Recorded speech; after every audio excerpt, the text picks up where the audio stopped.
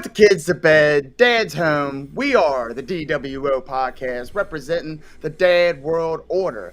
I am the handsome head of household, Mr. Magnificent Mike Martin. With me as always, my dad team partner, big guy, big rig, Eric Murphy. How goes it, everybody? It goes. It goes indeed. And back with us for now the second time. What a weird choice by you guys. Hey, you guys were one of our very first interviews, and since then we have been wanting to get you back on here for like ever, and I'm so glad we're back on here. The Rad Dad, Radley Belmont, Papa Bear, Wade Kruger, the Stepdads, ladies and gentlemen. Now we're going to be your last interview, just like we kill every Fed we wrestle in. Oh, stop. That has been a problem recently, though. Oh, stop, but also that's true. Oh, yeah, hilarious joke, also real. Hello. Say hi. Walk to the Stepdads, I'm telling you. But, yeah, we had a debut in New Jersey. That was their last show ever. 2 weeks later, at the end of our match, we announced that we were wrestling another company because they were continuing the feud to the third anniversary show in New York, and that was their last show ever. Oh my! Jeez. So we just keep getting the bookings, and they keep dropping like flies. Now, do you guys win the tag belts at each of these shows, and then they fold? We have tag belts for a company that just said they weren't going to have another show till October. Just a couple weeks after you guys did an interview with us, we won the Lock Target Wrestling Tag Team titles. Might look a little familiar to AEW fans. Mm-hmm. But yeah, we have not defended these yet. And they're not having a show until we'll be like 11 months into our reign. I was going to say, just imagine what you can say. I mean, you could be like, guys, we've been champions for going on 300 days. The best, we were champs over COVID in a place, and we were like, we're still champs there. And still can't shoe on it. These belts are from Connecticut. We will be at 602 days when we defend them on the 22nd. Yes. Suck it, Roman.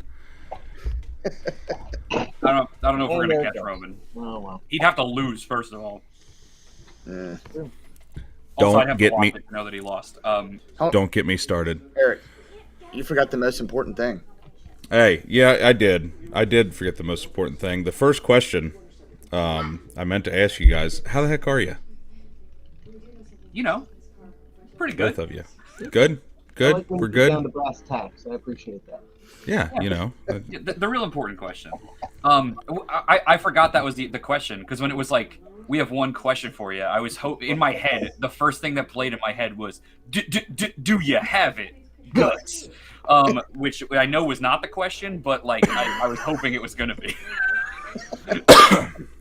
I know what the real question is, and that is, have we made up any new nicknames since the last podcast? The answer is yes. Yes. No, the answer is not. First of all, that would imply that we come up with the nicknames. It's all this guy. I have actual hobbies. He's active. He's. I know. I can't keep up. I love it. I just want to say, Mike's definitely the creative mind when it comes to the dad jokes for us, so I get it. We are aptly aligned here. Oh, I'll come up with them once in a while, but I'll work on them. I gotta work on them in the lab for like a while to get them perfect, so I'm happy with them. No, so your quality over quantity. Yeah. Like you guys, we make a good team. You know, where it's sometimes I'm lacking a word or a graphic or something, and I'm like, what do I need here? And he always seems to have the right thing. So, just you always finish each other's sandwiches. Sandwiches. Sandwiches. Peanut butter and ladies. Oh man, what was do you remember when they did like in NXT? It was like Daniel Bryan was a coach for EC. It was EC3's like OG character, and they did like a thing where they had to like guess what the other guy wrote on the card. Yes. It was like, what does Daniel think you can work on? America. and it's like and he had America on the card, and like Yeah. it was so stupid, and I loved it so much. Yeah. Phenomenal. Speaking of stupid things, I asked Rad Dad this before he got on. Have you ever watched I Think You Should Leave? Oh, absolutely, I've watched. Yes! I told you he did. I told you. Well, have you guys watched similarly silly sketch comedy show Auntie Donna's Big Ol' House of Fun? No. It's on Netflix. I need to. They're an Okay. Australian comedy group. They're fantastic. Go watch them. I will check that out. Similar weirdness to Tim Robinson. Dude, Tim Robinson, that guy. I popped. So, Mike, I don't know if I told you that Brody King's in an episode of that. Oh, Yes. no, you didn't tell me that. It's did, but I just the whole thing is about a pair of pants that look like they have like pee droplets on them. Yep. And it's a fake website to like protect yourself when somebody's like, "Oh, look, you peed on yourself." You can pull up the website and be like, "No, look, these pants. I bought these. They have it's the pattern on the pants." And it's just a whole thing, but like Brody King does like an ad for them. You gotta give, and it's so good. Anyway, the fact that show has been showing up like on my TikTok recently with usually it's either him doing the "You sure about that? You sure about that? You sure about that?" Yeah, usually in reference to like all sorts of nonsense. And then there's the other like I can't remember the other one, but yeah, great show. Highly recommend. The one with Bob Odenkirk with the triples makes it safe is one of my all-time. The things I've regularly quoted from that would be either you're not part of the Turbo Team, or You're not part. Or That ever happened to you? But the whole Instagram sketch with Vanessa Bayer where she's just like hanging out with these sloppy pig turds. Yeah, but anyway, no one knows. You have to be self-deprecating. Oh my God! Why would you say that? That's what you guys told me to do. Yeah, that. No. Mike, I'm gonna have to show you some clips from that because it's. If someone from if anything is made by someone who used to be on SNL, I will probably watch it. That's like, yeah, for sure. I still watch SNL. Me too. This year has been terrible, but and I'm not saying that as a person who's like, oh, the best was when Will Ferrell. I liked like the last few years, but like everyone left and they're clearly in a transition period. So. Yeah. I like the opening this past week. They did the Last Supper sketch, and all of a sudden Trump comes in. Sound familiar? No. That guy's Trump's pretty good. At least his voice is spot on. His Trump is really good. I can stand that a lot better. I didn't care. The Alec Baldwin thing just got on my nerves. It was too much. Yeah. But yeah. No. I digress. Or not. I'm also not a fan of Alec Baldwin's. Just general. So Wade, I never got the chance to ask you. I know Rad popped for it. Did you see the reel on Instagram that I sent? I believe DDP posted it of him just giving a stiff AF diamond cutter to Disco Inferno. Oh, yes, I did. I totally appreciated it. It's what Disco deserves. I saw it and I was just like, I gotta send this to him, and I immediately said it. I was like, please show this to Wade. Yep. Every day I wake up with the hopes that I'll be able to quote tweet Disco Inferno's obituary with the caption of "Disco is dead." My God, Disco is dead. Again. Oh my gosh. Yeah, it's that kind of podcast, folks. Fingers crossed, one day he's gonna outlive us all. Oh no. Yeah, he's like Keith Richards. He's the Keith Richards of wrestling. Yeah, like how's he still involved? Like after the apocalypse, it's going to be cockroaches. Ric Flair is the Keith Richards of wrestling. Oh, Is that. Is he still doing stuff with that? Who's the British wrestling podcaster guy that everybody hates? No, it's like Billy something or other. That's a weird name. I can't remember his name. No, I couldn't be less. He was on the Conan's podcast for a while with Disco Inferno. Conan? That. Huh? Conan? The British, well, the it was guy, Conan, right? Yeah. No, not Conan. It was a different one. But anyway, Max Moon. We don't have to talk about them. So I guess tell what do you guys got on the books? Nothing. Nothing? Come on. we got a bunch of cool stuff. We just wrestled the Even Stevens for Tough and Talented Wrestling. Yes. I saw that. They're going to be on Ring of Honor TV this week. Yep. Yeah. I don't know why we're not on Ring of Honor TV this week. That happened what the heck? 2 weeks ago, guys. Or whatever. Thank you. And we'll be coming back next 2 weeks from now, on the 22nd. We'll be wrestling a team called Hustle and Muscle. Yeah, we've wrestled them a few times. It should be a good matchup. Yeah. We're definitely going to hit him with a our finishing. We're calling it now. Our finishing move in that match is going to be we're going to do one of those like big sideways handshakes, drop the elbow moves. Yes. I know that's I was hoping we'd do a Rock and Roll Express double drop kick. Oh, we might do that too. I'd have to do a drop kick for that, but maybe you could just do both of them. Yeah, just give it a shot. We'll edit you like turn and do like the Mega Powers handshake into an elbow drop. Oh, that's maybe we will. Idea. Just really draw it out. I'll be right back. Excuse me, fellas. And then we'll miss the elbow because we took too long Mega Power. Yes. Completely miss it. Forever, for like 2 we minutes. never even get to the handshake. Like I super up and we're still here. Just super slow. Just. Yep. So the whole time. I like that idea. I told you we would kill your podcast. Look.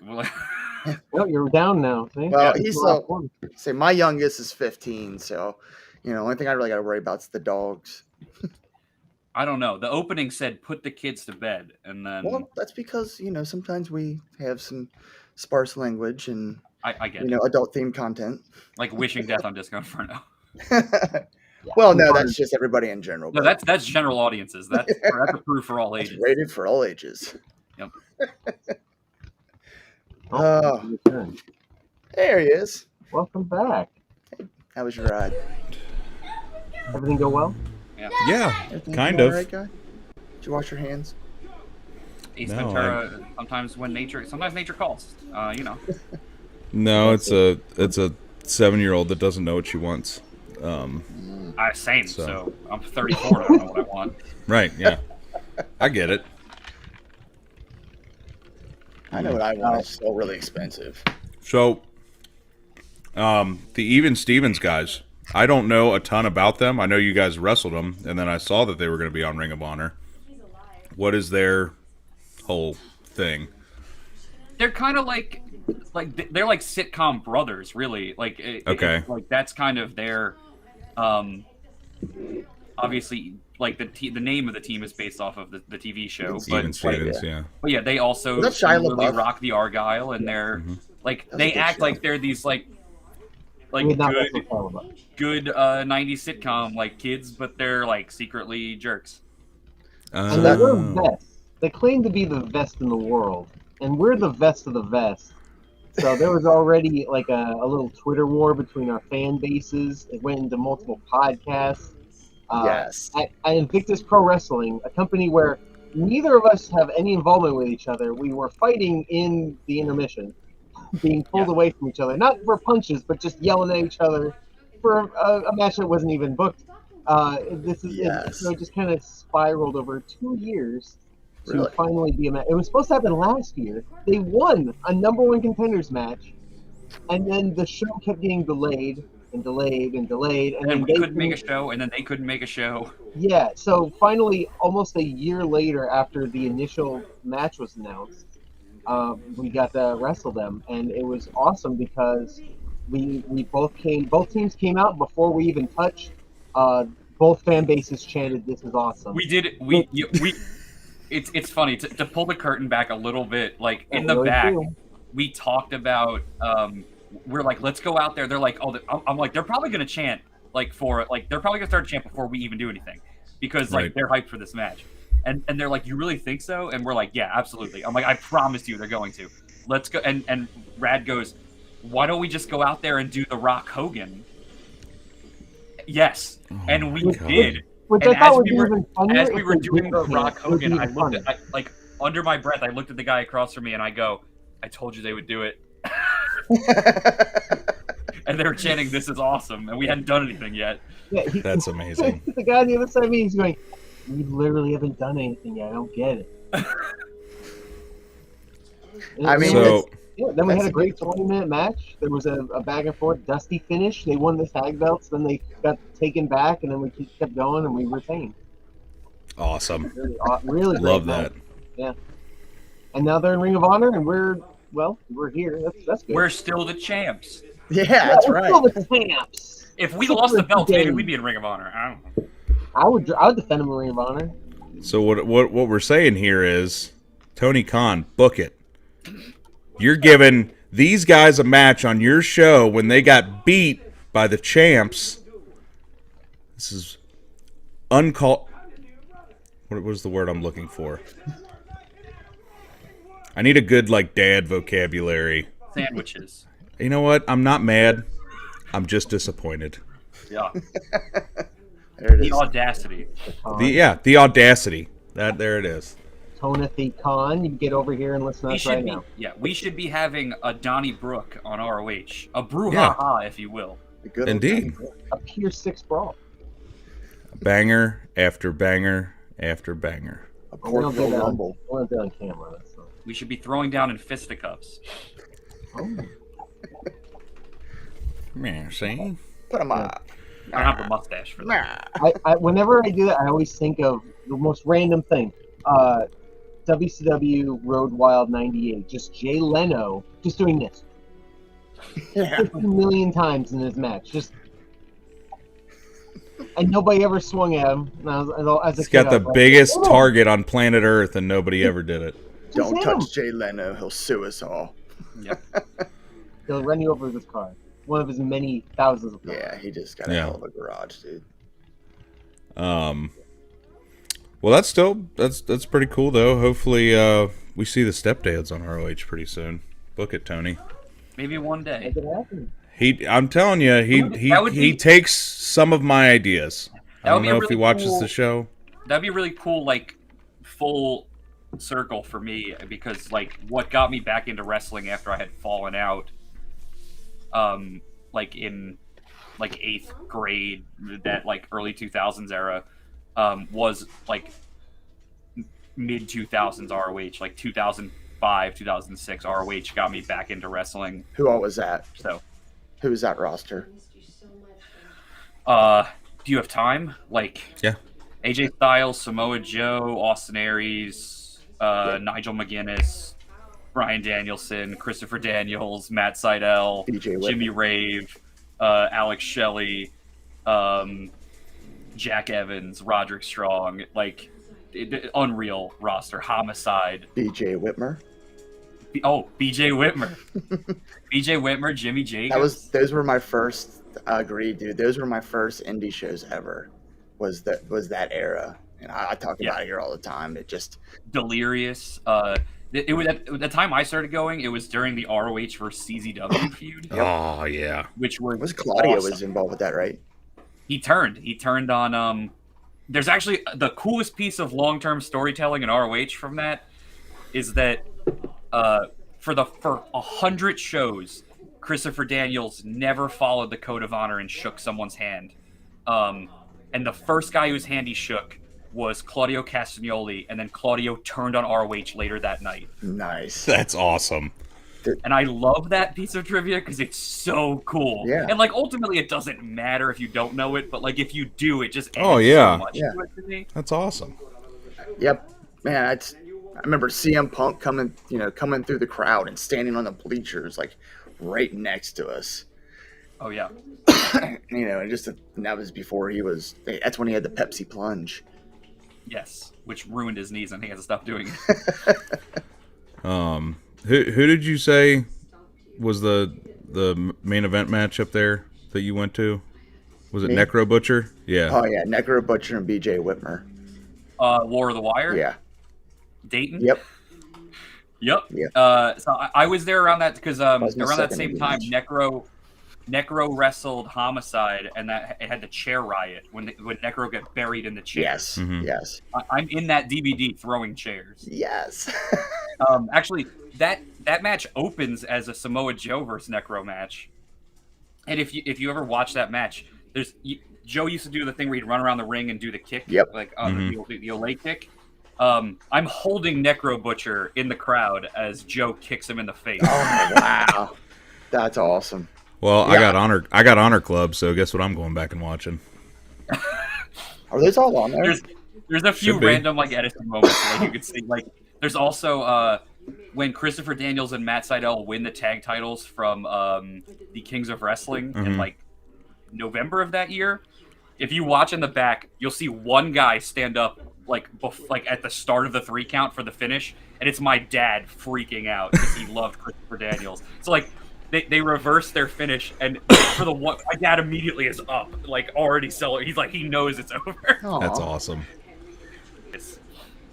Well, now I know to when I go back and watch old ROH stuff to look out for Wade, his dad. So yeah, any awesome. of the Edison shows, most likely we're in like the first or second row for most of them. That's awesome. Yeah, I mean, I was, early 2000s. I was still in grade school for that, and my dad was not exactly a wrestling fan, so we didn't go to any of that stuff. But I very much appreciate it now, and that's what I love about like Honor Club and all this stuff is I can go back and watch all that stuff and really appreciate it. Oh yeah, that era is unreal. Like every show, because, and me and Rad talk about this all the time. Like what killed ROH for us is when Gabe was booking at that time, everyone was given time to just go out and try to steal the show. Mm-hmm. And you can see the difference when like Pierce takes over the booking a few years down the line, like 07, 08 in that era, where like the first bunch of matches have a lot of screw finishes and like the whole point of ROH was to not do the ref bumps and the DQs and stuff. And then a lot of the early matches have those, and then the only matches that really get a chance to steal the show are like the main and the semi-main. Right. And it hurts the quality of the overall card. Because you're not knowing what was going to be match of the night. Like, anything could be match of the night. Yeah, that's why I love indies, man. These guys everybody's trying to make a name for themselves. So and that roster was unreal. Like, yeah, because they hadn't been rated by like WWE yet, because so all those guys had been honing their craft for so long that like they were all good. Well, that's what actually got me into. I started watching TNA because a lot of those guys ended up transitioning into TNA, and that was seeing TNA is what got me to check out ROH, because like I was like, oh, Joe and Styles are going to be at this show in Edison, and my dad was like, I'll go, and we walked in, and like that building is like you're inside like a hockey rink. Yeah. And my dad was like, this is like it's like I feel like I just walked into like a cult meeting, like. We walked in and they were handing us toilet paper to throw it. They're like, throw this at Jimmy Rave when he comes out. And I'm like, I have no idea what's going on. I just got here. Yeah. But this is the coolest thing I've ever seen. Yeah. Well, that's how we went to AEW's first house show. It was in Troy, Ohio, which is about an hour and a half from us. And Hobart Arena, calling it an arena is, a stretch for sure. It's basically a hockey rink, and they probably have rodeos there. Like that's nice. That's what it's for. But it made it so cool. I mean, there were still like 3,000 people there or something like that. Yes, 92% to capacity. But it was so cool the way they shot. Like the whole arena had like a real like smoky, foggy effect to it, and then there was just a spotlight on the ring. It felt like I was watching like NWA from like the 70s or something. Like it was so cool. The thing I miss most about that era of like indies was a lot of the shows I would go to, Jersey All Pro, ROH, CZW, they would have the lights out in the building, and they would just have like either tower lights or like a spotlight on the ring, and it just added to that that feeling. Like it just added so much to the atmosphere of it. Like ROH, like it's in the dark unless they turn the lights on and they're fighting in the crowd. It's like you can't see the other fans. You're focused on the ring. Like That's probably how like it started. Even back in the carnival days. That's probably because you think about like circuses and stuff like that. I mean, that's your main attraction has all the light on it. Everything else is darkened out. In my mind, that was always what separated like the big indies from like the smaller ones at that time. Was like if they had the lights, they were like legit. They were you knew you were gonna get a killer show. Yep. Rad, your mic is not working. Nope. No. No, he's not home. Did you sign? Yeah, you got nothing. Okay. Dum dum. Dum dum. Oh. I don't know, try unplugging it and plugging it back in. Yeah. Did you the dad way? Did you try turning it off and turning it back on again? Yeah.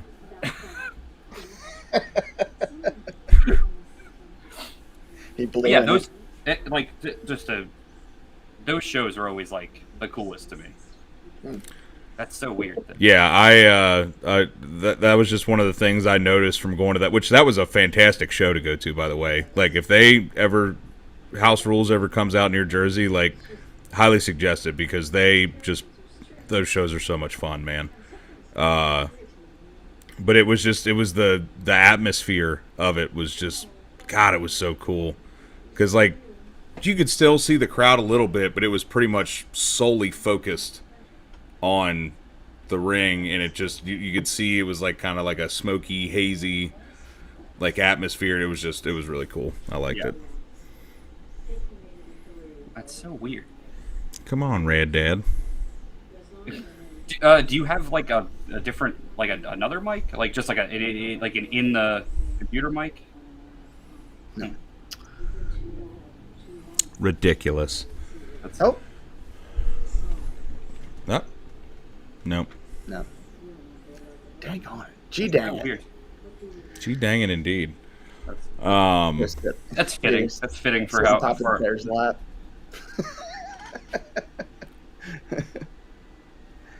No. I think he's gonna come up here. Oh, hey, there you go. That works. That's what Eric and I had to do during WrestleMania. We were both in the dad den, and then He's back. Oh. Can you hear me now? Hold on, I wonder if it's. Huh. Because Did you check your splitter? Just bring my mic down there. Check the splitter. Like, I wonder if it's the wire or if it's the mic. Maintenance. Mike Martin for maintenance. Anywho, hold on. Yeah, no, the show. I'm gonna literally take my mic, run it down there, and then I'll talk through my crappy mic on my laptop because at least we'll be able. Sounds good to me. Okay, I'm down. So, speak amongst yourselves. I'll give you a topic. Had a cup of coffee the other day. a titmouse, neither a tit nor a mouse. Discuss. Discuss. I'm a bit verklempt. Neither a tit nor a mouse. Discuss. I never know like what to say there. I know the sketch. I know it's Mike Myers. Mike Myers, yeah. Of course, Kruger the knows. Coffee. I told Linda the other day. Linda. The Jerry Seinfelds and such. He has such a good show.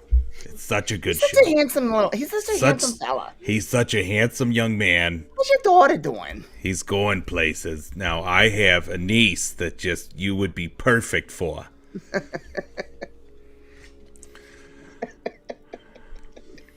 I'll tell you what, man, this is fitting. Like, talk about dads having technical difficulties. Especially we always stepdads. do. I know. Stepdads don't have it together like real dads do. I can't check it without signing out. I can hear you. I can hear him now. You can hear me now? Yeah. We have the exact same mic. I don't understand. Boom, boom, thanks, boom, Wade. I have a sound effect for that, but it's not working. So How about that? Thanks, Wade. You saved us. Got scotch tape this to this. Just do that. No, I'm going to There sound you go. terrible, but, you know, it is what it is. Hey, that's At all least right. there's We can audio. hear everybody. What was Mike Myers' character's name in that sketch? You know SNL better than me. Oh, Is Linda? God. Was his name Linda? Coffee talk. Yeah, Linda something, I believe. Coffee talk. Neither a tit nor a mouse. Discuss.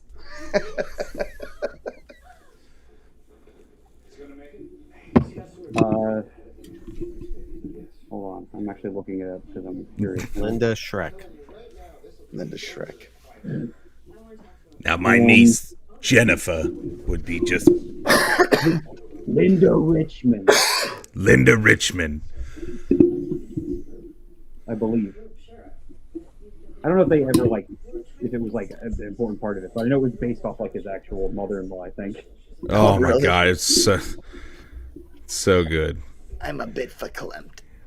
Yeah, that and what Church Lady was an icon. Church lady. When that's special. I loved when John Goodman would come on and be Church Lady's mom. That was always amazing to me. I always loved any time they would do they bring the guest in as whatever an extra person in whatever sketch. Although of course the iconic coffee talk moment is when Barbara Streisand just walks through and it's Mike Myers and Madonna and no one told them Barbara was going to walk through and Streisand just walks right through behind them and they all freak out. Oh my god! Barbara Streisand.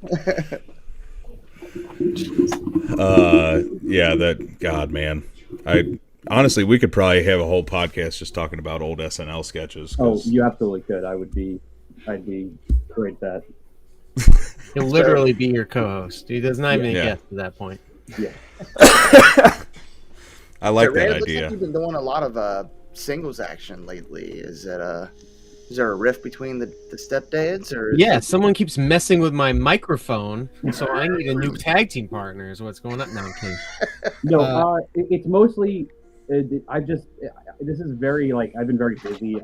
So a lot of those tapings happen on during the week,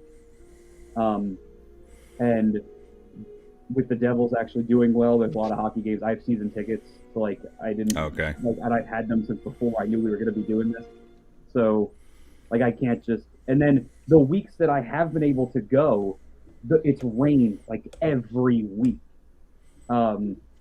All spring, every other week it's rained, and those are the weeks I've been able to go. So yeah. So for those who don't know, GTS Grimm's Toy Show is a YouTube show. It's for 13-year-olds that like swearing. That's the demographic essentially. yeah, Right. But it's I to had one give of it a those. backyard wrestling feel, even though it's not actually a backyard, it's a set. It's outside. It's literally outdoors. And it's kind of filmed in that vlog style, so you are in character for a full hour and a half as everything happens around you, and the wrestlers act as the crowd, and things happen, throughout the show, around the ring and stuff like that.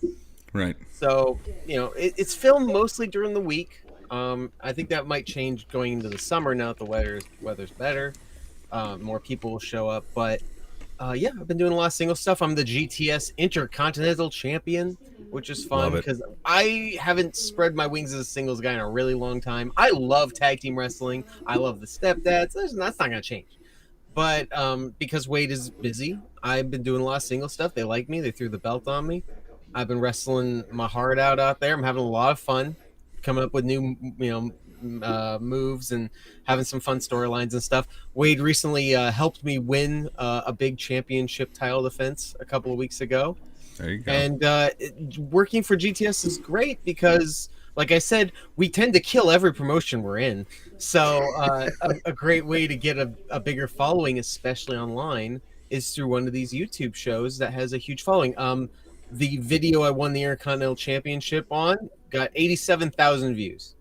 Hell yeah. Yeah, Holy cow. our Facebook, which had maybe almost 2,000 followers last November when we started there, it's almost at 5,000 now. It might be at 5,000 today. Your phone yeah. must have so many. So alerts. it's funny how it's not oh, it's not the live, the live events with the 200 people. But I post a video of me in a cage match. It gets 200,000 views, and that goes to our monetization. I just today put us in for monetization on Twitter. We're already monetized on Facebook. This is extra money that's going right back to our merchandise and our gear, and we don't use the money for ourselves when we make money in the merch table. We put it right back into the company, right back into the Stepdads. Right. Yeah. So so that's helpful.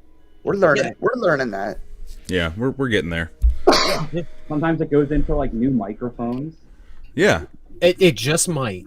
It just might. I mean, these were as nice as they look. These were pretty cheap. So like, I'm not surprised that one of them died. Hey man.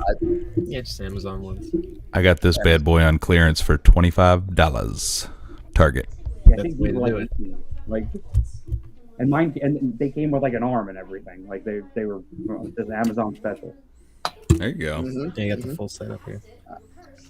But yeah, I think I bought some generic brand soundboard microphone combo, and well, I just love it. I like it a lot.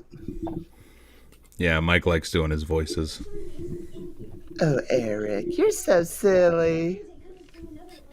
Ridiculous. The only voices we do is usually like just imitating other people on car rides. Like Rad usually does Hogan, and I'll do Macho Man if we're doing like Mega Powers. My favorite one to do is I constantly break out like a random Teddy Hart impression when we're just driving. Very good one too. Yeah, because it's just like a very generic Canadian accent. Because he would always just like talk about himself in the third person and just like make up nicknames for other people or make up conflicts or like just exaggerate everything. So like, he'd be like, "Tell my fans out there, if you love me, then I love you, and if you hate me, well, then fuck you too, buddy, because I am Teddy Hart, and I am the greatest of all time, and Jack Evans from the heavens, we are the greatest tag team in Canada ever, and we are going to win the tag team title. So I did not kill that girl, and I don't know what people are talking about, but that never happened, and I never killed anyone. I love my cat. Me and Mr. Money, we are best friends. Yeah. Oh. Oh my God! Like that. You tell me that's not what Teddy Hart sounds like, because it's what he sounds like. Yes.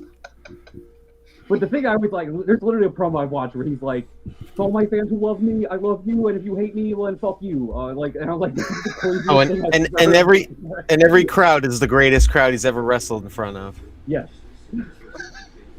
That sounds about right. We've been in a few of those. Jack Evans is Jack Evans from the heavens, and Jack Evans from the heavens.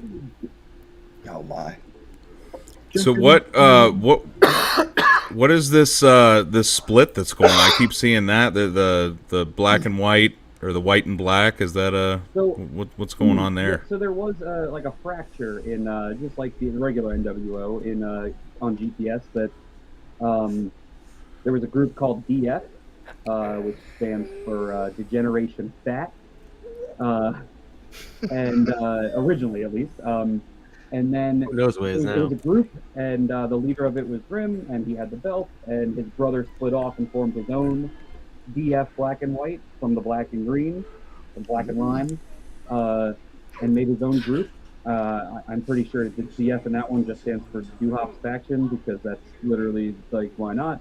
And then there's a third group that has now splintered off. So yeah, it's very much, it's like Vince Russo booked it. As a parody, this is a parody company that makes fun of itself. Our next event is called Fat Lash. They just had the food in the fridge ladder match. So this is exactly. Are we gonna have a DF on a pole match? Oh. If we're Vince Russo booking this thing? I mean, the Grim literally refers to himself as the tribal chef. Like, it's always the head of the food table, the tribal chef. Yeah. There's so many. I can't get into it. So yeah, his idea of splitting up like an NWO style. We have an NWO now and a DX now. And what can you do that makes it even more ridiculous? Well, now there's a third group. So now there's 3 DFs. And then there's a guy named the Gargantuan who has the GF, the Gargantuan Federation, because he doesn't know how to spell it. And so that's a one-man group, but he keeps trying to add people, and nobody wants to join his group. It's just him. And And at one it's just point- ridiculous comedy for the sake of comedy. At one point, everyone was giving him shirts to the other group to try to force him on the other group. Like, it's all ridiculous. And a lot of it is just like, it's actually a lot of fun because it's very improv comedy. Like, Yes. a lot of it is just like on the fly, like reacting, and it's really fun for that. It's really good. It's really a good workout in that way. That like you don't really get to do that often in like practice, like in training. Yeah, that's what I love about it. It's all, forget the wrestling. The wrestling is whatever. The character work is so much fun. That reminds me of like 70s, 80s Memphis, where it's 90 minutes live and anything random's gonna happen, and Jerry Lawler's just gotta go out and react to it on the fly. Like that's Andy Kaufman's fighting women, and so they used to have an intergender championship held by James Ellsworth, but they had that, and that was in the same idea. It's literally, he's filming on a camera in your face, like vlog style, so he's not even capturing everything, for 90 minutes as you're running around in character, and you cannot break character. You're doing it for the whole time. Yeah. Hey, man, you know what? As long as it's entertaining, that's what matters. Sounds like fun. It is. I just try to, anytime I'm there, I try to bring the comedy I like to it, because like I watch it and sometimes I'm like, wow, this is really lowbrow and really stupid, and then other times like I watch it and I'm like, that was really funny. That reaction was really funny. Like I try to bring that, like the weird, like my weird humor of like we have a rumble, and like our whole faction gets in the rumble, and everyone is getting in the ring in a line, and I just keep walking around the ring for the entire rumble, doing our like bushwhacker walk around the whole we have ring a bushwhacker walk until the entire like the entire match. And every time I walk past, I'm just like in the guy's face as he's filming. It's like, oh no, I'm not in the rumble, I'm just chaperoning this rumble. Or like I'm just yelling nonsense, or like like the Gargantuan gets eliminated and I'm on camera yelling that, like, they're like, oh, are you mad that your team lost? And I'm like, no, I'm mad because I bet $2,000 on the Gargantuan and he lost more. How could he lose? Literally one guy in our group are black. I'm on the black and white side, which great for the shirt. Literally they came out doing a bushwhackers just for fun. Suddenly everyone starts doing it. Now Grim, the promoter, went to WrestleMania in LA and fans were doing the bushwhacker thing with him. Oh, wow. That's awesome. You know, the internet following's fantastic. That's what's walking so up to great the about ring it. going, move, show, sex. Yeah. Move, show, sex. That's it. It's the catchphrase of the leader. Yeah. But I mean, that's probably like the equivalent of like a band, you know, doing a venue and people are singing their song. Yeah. Yes. Like, so I went to AEW or Full Gear or whatever it was. That was at the Prudential Center, like the end of last year, with Gates and I went to it with the leader of our group, dWop, who is the Grimm's brother, who runs this, who's like, it's his show. And I invited him just because like I had nobody to go with. I got the tickets last minute. We ended up going, and like we're walking around just like he's vlogging the whole thing because he has his own like vlog and stuff. And there's people like stopping us, and they're like, "Oh my God, are you dWop? Can I get a picture with you?" Like, and it's just from the internet. It's just from YouTube. Yeah. That's awesome. That's so cool. But that's the wrestling community, man. That it's so niche, but it's utilizing every option out there. Yep. Exactly.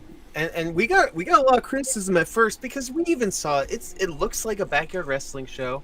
It's guys that are fairly new, but people like, for example, and this is real, like Thunder Rosa, MJF, when they were very green, were on Grimm's Toy Show. Huh.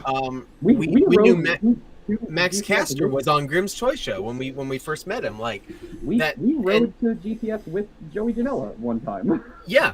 Oh, no. So like that's awesome. The stars come and go, but like even though they're green and everything, the platform is so awesome, and it's not for everybody. But that's what makes it unique. So much of wrestling is just WWE light now. I'd never liked that. I don't think Wade likes that. We want it to be unique, like that Ring of Honor style was back in the day. Similar to the NWA tries its own style. MLW tries to have its own style. So this isn't a style for everybody, but there's such a great following, especially with our demographic, teenagers, kids. They love that stuff.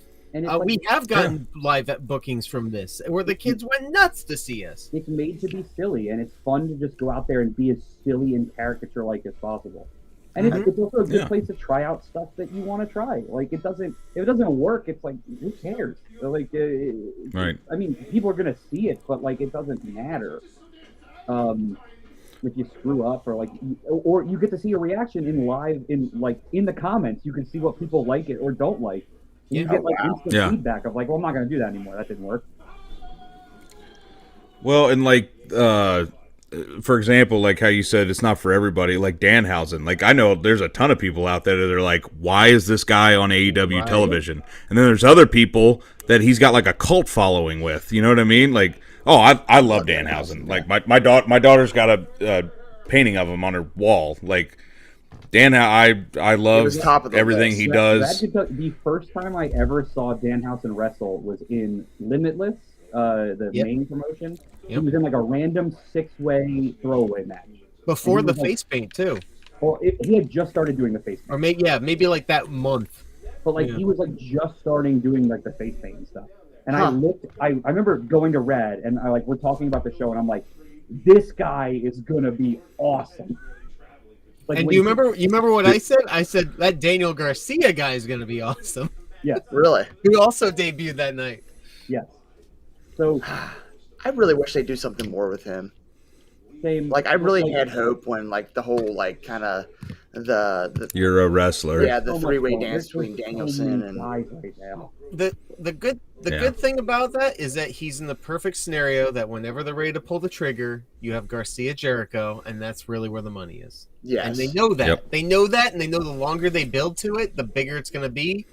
Why not? Why not wait? Why not? Instead of a 1 year, history, it's you can make it several years. Yeah. Why pull the trigger now? And he just goes on to be random wrestler number 20 when he's ready and when they have a moment for him.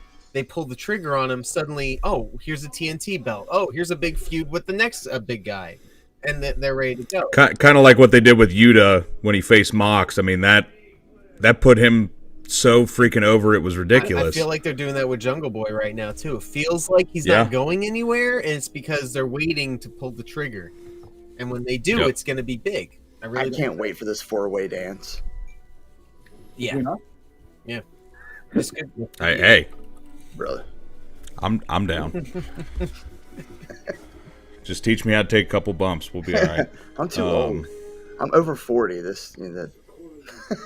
Well, Mike can be on the outside of the ring doing the bushwhacker dance, and then I'll be in there taking the bumps. Fantastic. Me and Rad Dad can. I know. I'll take one table bump, and then that's it. I'll retire. That's all he wants. I'll hit you with a Rikishi driver through the table. Yes. Oh God. That has happened before. It has happened. But one of the things I was going to say about Danhausen, one of the first matches I ever saw him in, it was an ROH match, and I can't remember who it was that somebody, like, he was on the ring apron, and then somebody, like, picked him up, like, on their shoulders. It was one of his opponents.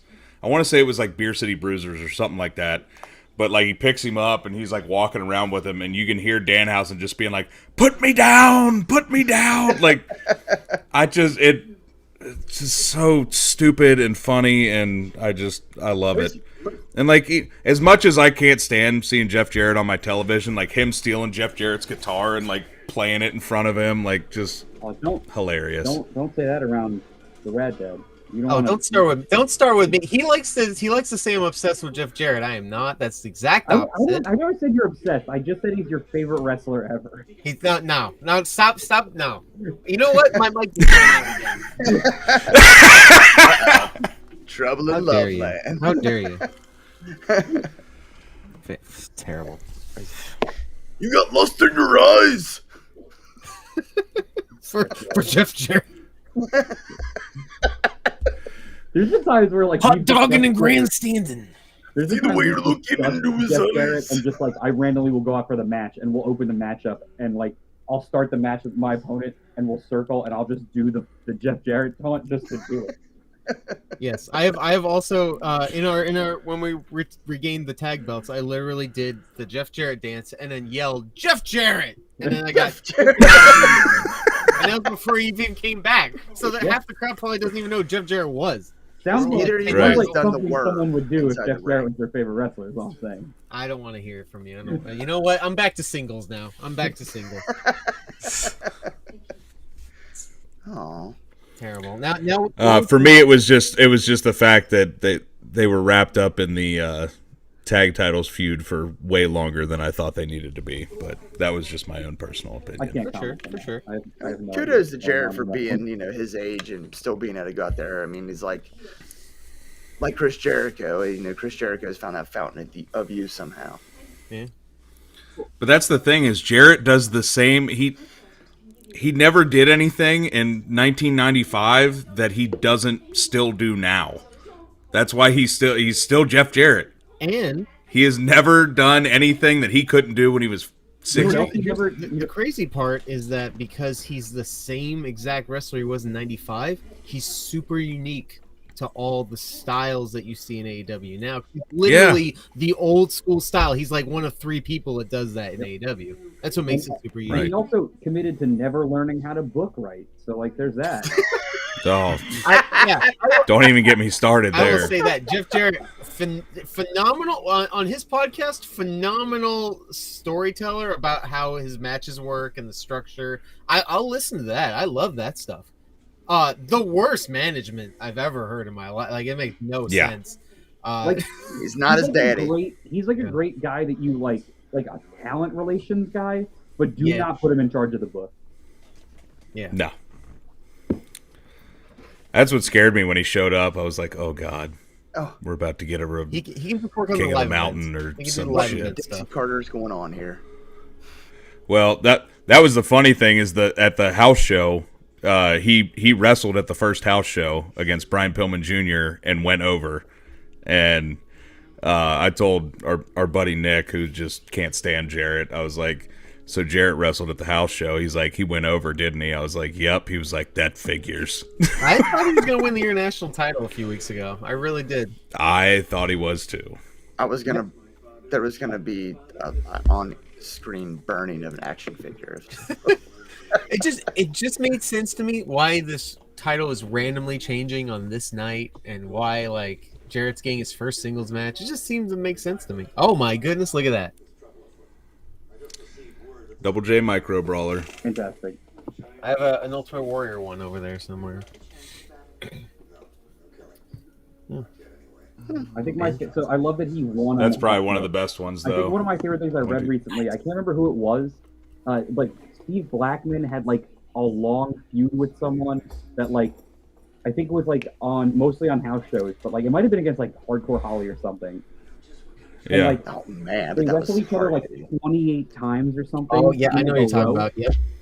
And Steve Blackman lost every single house show match they had, 27 of them, but the 28th match was on Raw, and Steve Blackman went over. And I appreciate the hell out of that. I appreciate the hell of the mentality of like, I don't care if you beat me in front of just random people in this house show over and over again, but we're on TV, brother. Steve Blackman goes over. I want to say that was Jarrett too. Was it? I think so. Because it would have been. I couldn't remember. I know it was Blackman. early I couldn't remember '99. who the other person involved was. It might have been Jared. Or Road Dogg, maybe somewhere in that mid card. I I was think saying, it might have been yes. Jarrett. I Hardcore just Holly love the idea of that. Blackman, That's incredible. that's 2 hard-hitting guys right there. The best Hardcore Holly story ever that me and Rad love is the one Love of it. them in the locker room just being like, anyone else have any ideas on what we should do with the show? And Hardcore Holly being like, yeah, how about you give me the belt? And they're just like, what? And like, Huh? And they go, well, and then what? And he goes, well, and then I'll be champ. This is like late '98. The peak, like Vince Russo just left. or Monday Night whatever. Wars. Bob Holly in a locker room meeting goes, how about you give me the belt? Let's just give me the I belt. got not give- How about you give me the belt? All right, Then well, what? all right, we get that, Bob, but like we need to like think about what's next after that. I got an idea. How I just keep the. I'll be I'm the champ. Then I'll be champ. In the peak era of Austin and Triple H and Rock, and why don't you slap that on They me? say professional wrestling in general. Yeah.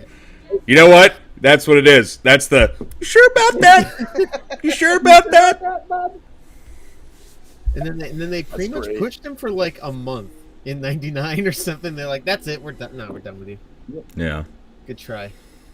Bob Holly, gotta love it. Could have had Once Bob he Holly, lost Steve Crash, Austin it main was, event. We've just on completely Raw. gone off the rails, by the way. I don't know if you had any actual questions for us, but we've answered none of them. We just wanted to chat. Cool. Yeah. Yeah. This is kind of what we do. None of our. I mean, the last interview we did, well, 2 interviews ago. I mean, we had like a couple serious questions, and then we asked like, "What's your favorite breakfast cereal?" So like, in no way do we consider ourselves like super professional. We ask the hard hitting journalistic questions that need to be answered. It's kind of like the opening to every King of the Hill episode. Yeah. Just hanging out with the guys. Yeah. Just hanging out with the guys. I love it. Nicknames if you want to hear those. Yes, please. Yes, absolutely. I would also, if you could share, like you at one point said you might be able to share this said list, because I've tried to, I introduced myself as several different things, but if I could, any suggestions you might be able to send my way with, if you seem to have a mind for that, Also, I do, would be much obliged. I do have an answer for favorite breakfast cereal. Go for it. Yes. Waffle Crisp. Ooh. Just came back like last year. Dang, I had that in a minute. I have a box of it in the kitchen. Right me I out. found it at Walmart. Really? So if I'm you're at gonna Walmart, try and look guide for a myself. big box of Waffle Crisp. Thank you. Me too. Waffle Crisp was so It good. is. One of the few cereals I can eat job. without milk and still taste delicious. He's not looking at me. I got it. Fist bump. Boom. Boom. There it is. We did it. And I did a little bomb too. Because I'm old. I'll be 43 So, tomorrow. I don't know where we left I off. still got you. Did we leave off at maybe the parental eyebrow? Also good, the parental elbow, once we do the Macho Man Hogan elbow drop when we get to that. We also have the Dadicles. Yep. Like it. BDE, Big Dad Energy. Yep. Yes. Figure it out, kids. I like this one. I don't think Wade likes it. The Snap Crackle Papas. I love it. It's certainly, of all our nicknames, it's certainly one of them. Yes, one of them. Well, so Mike actually came up with one the other day for us. You wanna tell him, Mike? We have, instead of BSK Pride, Bone Street Crew, we're BFK Pride, Big Kids. Okay. Because that's what we are, literally. BFK I mean, for I'm life. sitting here with a bunch of. Yeah. And my only critique would be, in the world of wrestling, don't put the F word and kids that close together. yeah, it's probably a good call. Don't want to get canceled. Because that'll get you the Tim Robinson reaction of I didn't do anything. I didn't do shit. God damn it. Aw, Wait, dang it, Wade. there's an Instagram account that's just I think you should reel, and it's just reels of I think you should leave, and it's I will say fantastic. my favorite of all our nicknames that is a little more recent is the Mother Takers. The Mother Takers is the best one. Oh, that was next on my list. I love the Mother Takers. The Mother Takers. Also, this was a sign in our match with Even Stevens, the Time Outsiders. Yeah. Ooh. Yeah. There you go. I also got the Sonic Boomers. Yeah. For you I'm a fan of Sonic Boomers. 90s as a fans. fan of Street Fighter. Simply the best. Now that we've beaten Even Simply- Stevens, we are simply the best. Simply the best. The best. The Love it. best. The Dadley Boys. Yeah. Oh, yeah. Oh, yeah. And one of my new favorites, the Midlife Express. Oh. Yes. That's it right there. Leave you with that. That's That fantastic. is a really good one. What I love those. the Midlife Midlife Express.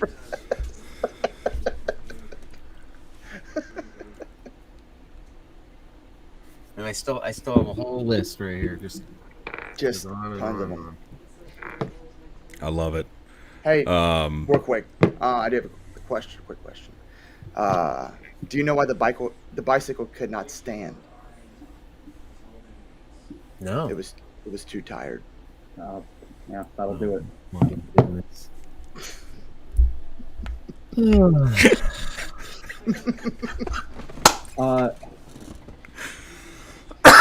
ever hear? Did I ever tell you the story about the time I mixed up the words yakuza and jacuzzi? No. Got me in real hot water with the Japanese mafia.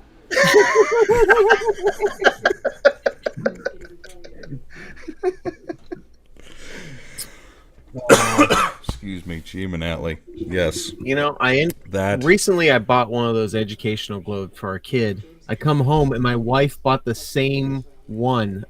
It's a small world. Yeah.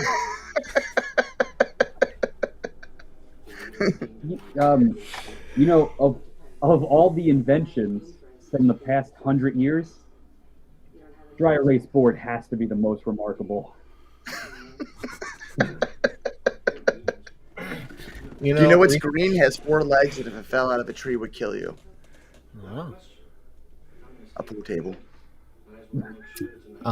It doesn't make any sense, but one of my favorites that I remember, riddles, is from Batman the movie, 1966. What weighs 16 ounces, sits in a tree, and is very dangerous? It was like a hummingbird with a machine gun or something nonsense.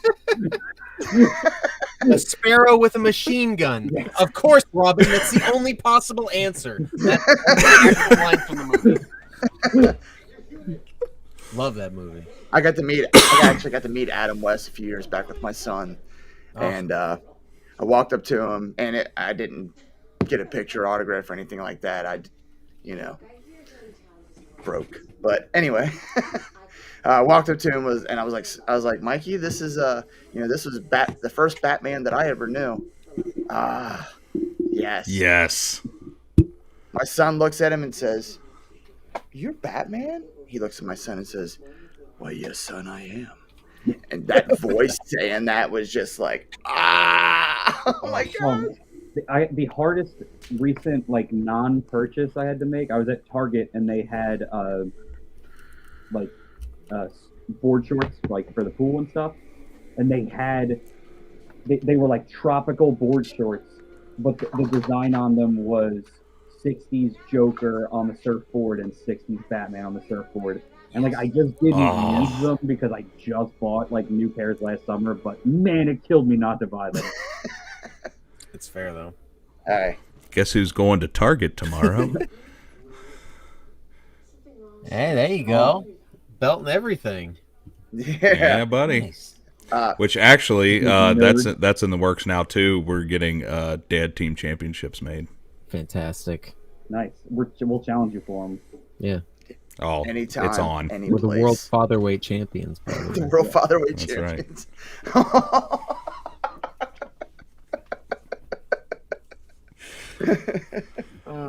It'd be magic. I'm just saying. I think of the ex-wife division. The ex-wife champion. Yeah, it's not. The ex-wife division. It was about weight limits with her. Mike, we're just literally going to have to sit at work and just come up with these because we're getting killed right now. Right now. Well, I'm not good on the spot. I need to think about mine. I'm terrible. Yeah, on I'm the good spot, for the spontaneity. That's a word. And yes. Eric has a beautiful mind when it comes to memory of remembering everything else. He'd be like, "Remember this?" I'm like, "Remind me." Nope, sure don't. Give me a link. That's fair. Both of them. It's really troubling. I'm both of them. It's really troubling. I have all the memory. I have the on the spot jokes, but then the memory of the really funny on the spot jokes I told in the past. Hey, that's a good thing to have. Rad, pick your game up, bud. I got one for you. What do you call a horny square and a rectangle? I was ready. See that? I really like slightly messed up dad jokes, like that are like slightly dark or just very dark. A good slightly one would be like, my kid was reading a book the other day. He's like, "Hey, could I get a bookmark?" 10 years old, still doesn't know my name's Justin. Yes. One of my favorites is two guys walk into a bar. You think the second one would have ducked.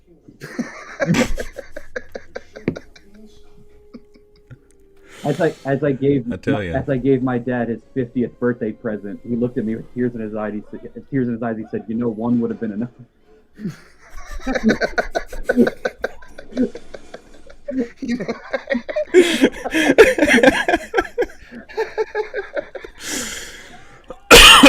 Gee, Manatli. Oh. I feel like I have so many that I'm just going to remember as soon as we get off. And knock, knock. Who's there? He said his brain riddled with Alzheimer's. Oh. Not recognizing his own son. My God. It's me, your son, you old bitch. There's so many times where we're in locker rooms just saying stuff like this to each other, and people are like, "Stop! It's a gimmick." And I'm like, "It's not a gimmick. It's clearly not a gimmick." Yeah. This is what you get when you come to a locker room with us. This is real life. Or like, you want a good stepdad joke? You know, because like we have dad jokes. Like, what's a good stepdad joke? It's like, you know, your mom is so fat, but I love her so much, and I'm really trying to make this work.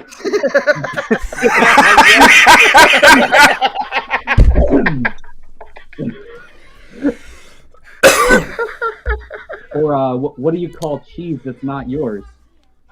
Son, there's no house. There's no cheese in this house. It's not yours. We're a family now.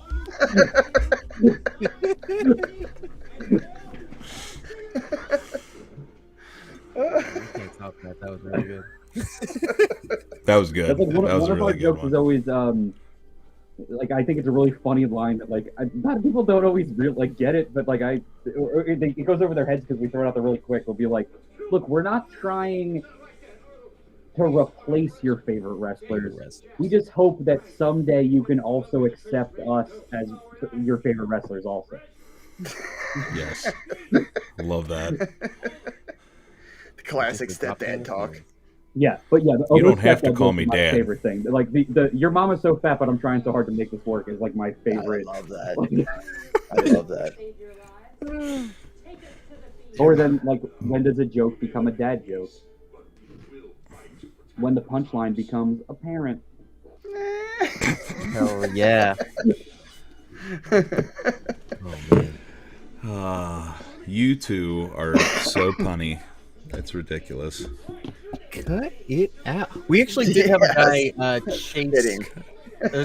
You'll appreciate this, Wade. You weren't there. I had a guy chase me with scissors at the last GTS taping, and we made sure to tell him to cut it out. So that's on tape.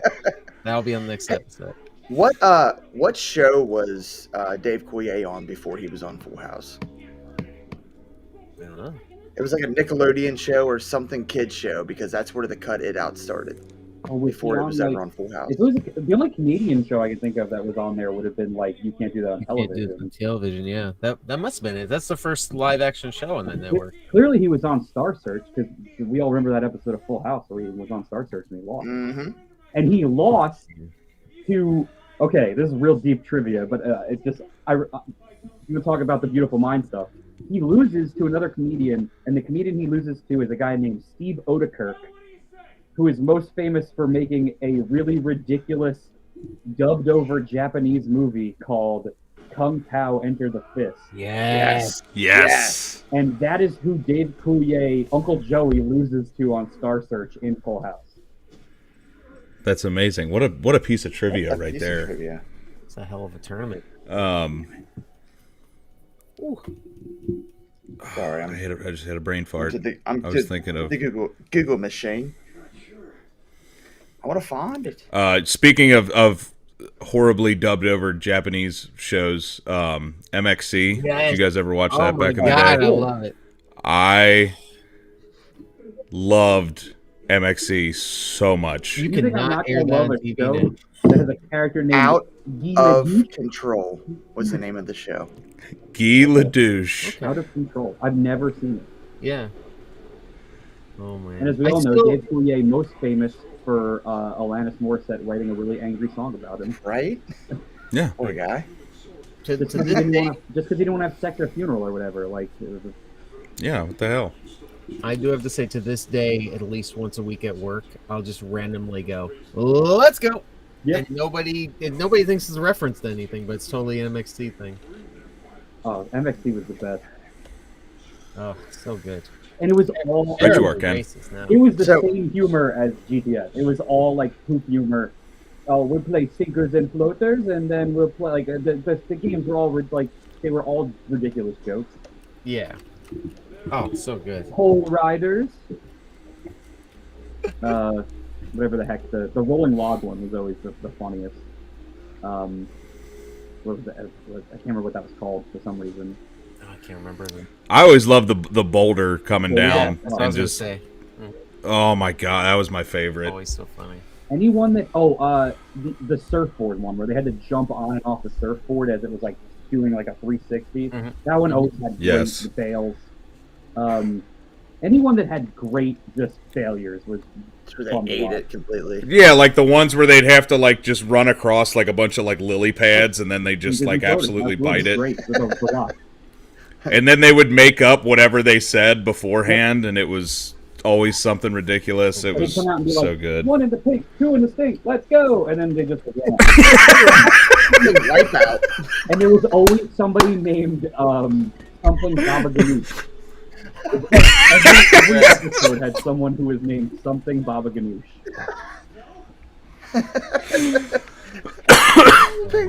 Let's go.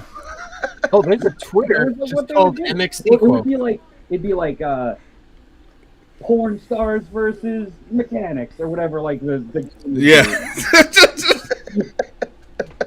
I'll give you a few. There's a Twitter account that's just MXC quotes. So show me a strong woman, I'll show you my restraining orders.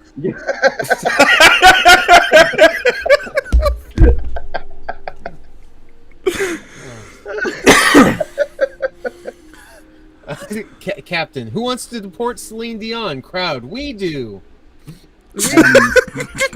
Oh God, it was Kenny Blankenship and who was the other host? God, Guy Ledouche. no, Guy Ledouche was the reporter in the field. There was the Oh, that's right. You're right. it was Okay. Captain Tennille was the captain. Vic. Yeah. Vic Romano. Okay. Yes. Vic Romano. Yeah. There's one that, Right you are, Ken. according to this, it just says a guy walked up and he yelled, "Watch out, I'm Amish," and then started running the crowd. What? I drink. Oh, I'm dying. Don't get eliminated. They would always do like the random game to open it where they'd all run and like jump over a wall or something, and they'd be like, Yeah. And just remember, anybody who fails goes straight to jail. Like or like what? They'd be like What? Like anyone who doesn't make it out is turned into compost. Like it was always something absurd. So that's the thing. Was it? I never understood. Like, was it an actual game show that like somebody just Yeah. bought the rights to and then they dubbed over It's it? still called Takeshi's Castle, which was like one of the Japanese. Like it was kind of similar to like the original like Ninja Warrior, but more silly. Yeah, like Wipeout. Yeah. Yeah. Again, all things I know off That's- the top of my head. You want to know random trivia? This is why I tried out for Jeopardy several times. Really? I have not made it, but we're still trying. Oh yeah, on Boulder Dash there'd be people like in the cutouts that would push them back. Yeah, in like space helmets and spacesuits. Things that have no context whatsoever on the show. I just googled it, so like I'm watching all these clips. Or Oh my when they have god. to run through all the doors and like the maze and get out the other side, but there'd be like random guys in there that would like throw them in mud or like there was always Yeah. Door Jam. That was Door Jam was that game. I remember there was one. I'll distinctly remember this forever. It's girl goes out there and it's in the middle of a mud pit, and then you just see a soccer ball get launched like 800 feet into the air, and it just comes down and just drills her in the face. That was like in the opening of every episode. In the opening of every episode. And I remember when it happened in the episode, they replay it like 5 or 6 times in a row. Yeah. Super slow-mo. Yo, just the worst crunching sounds every time, too. Shout out to the Spike Network. Yeah, shout out to the Spike Network, man. I think. Thank you, early 2000s That would television. not exist today. What was? No. Didn't they have like a weird ways to die show? Yeah, Thousand Ways to Die. Voiced by Ron Perlman. Or Mm-hmm. even Mansers. Do you remember Mansers? It was Yeah. Oh yeah. It was just like, how many? It's like, how long would I not have to jerk off for my balls to explode? And like, Yeah. The announcer would say it like that.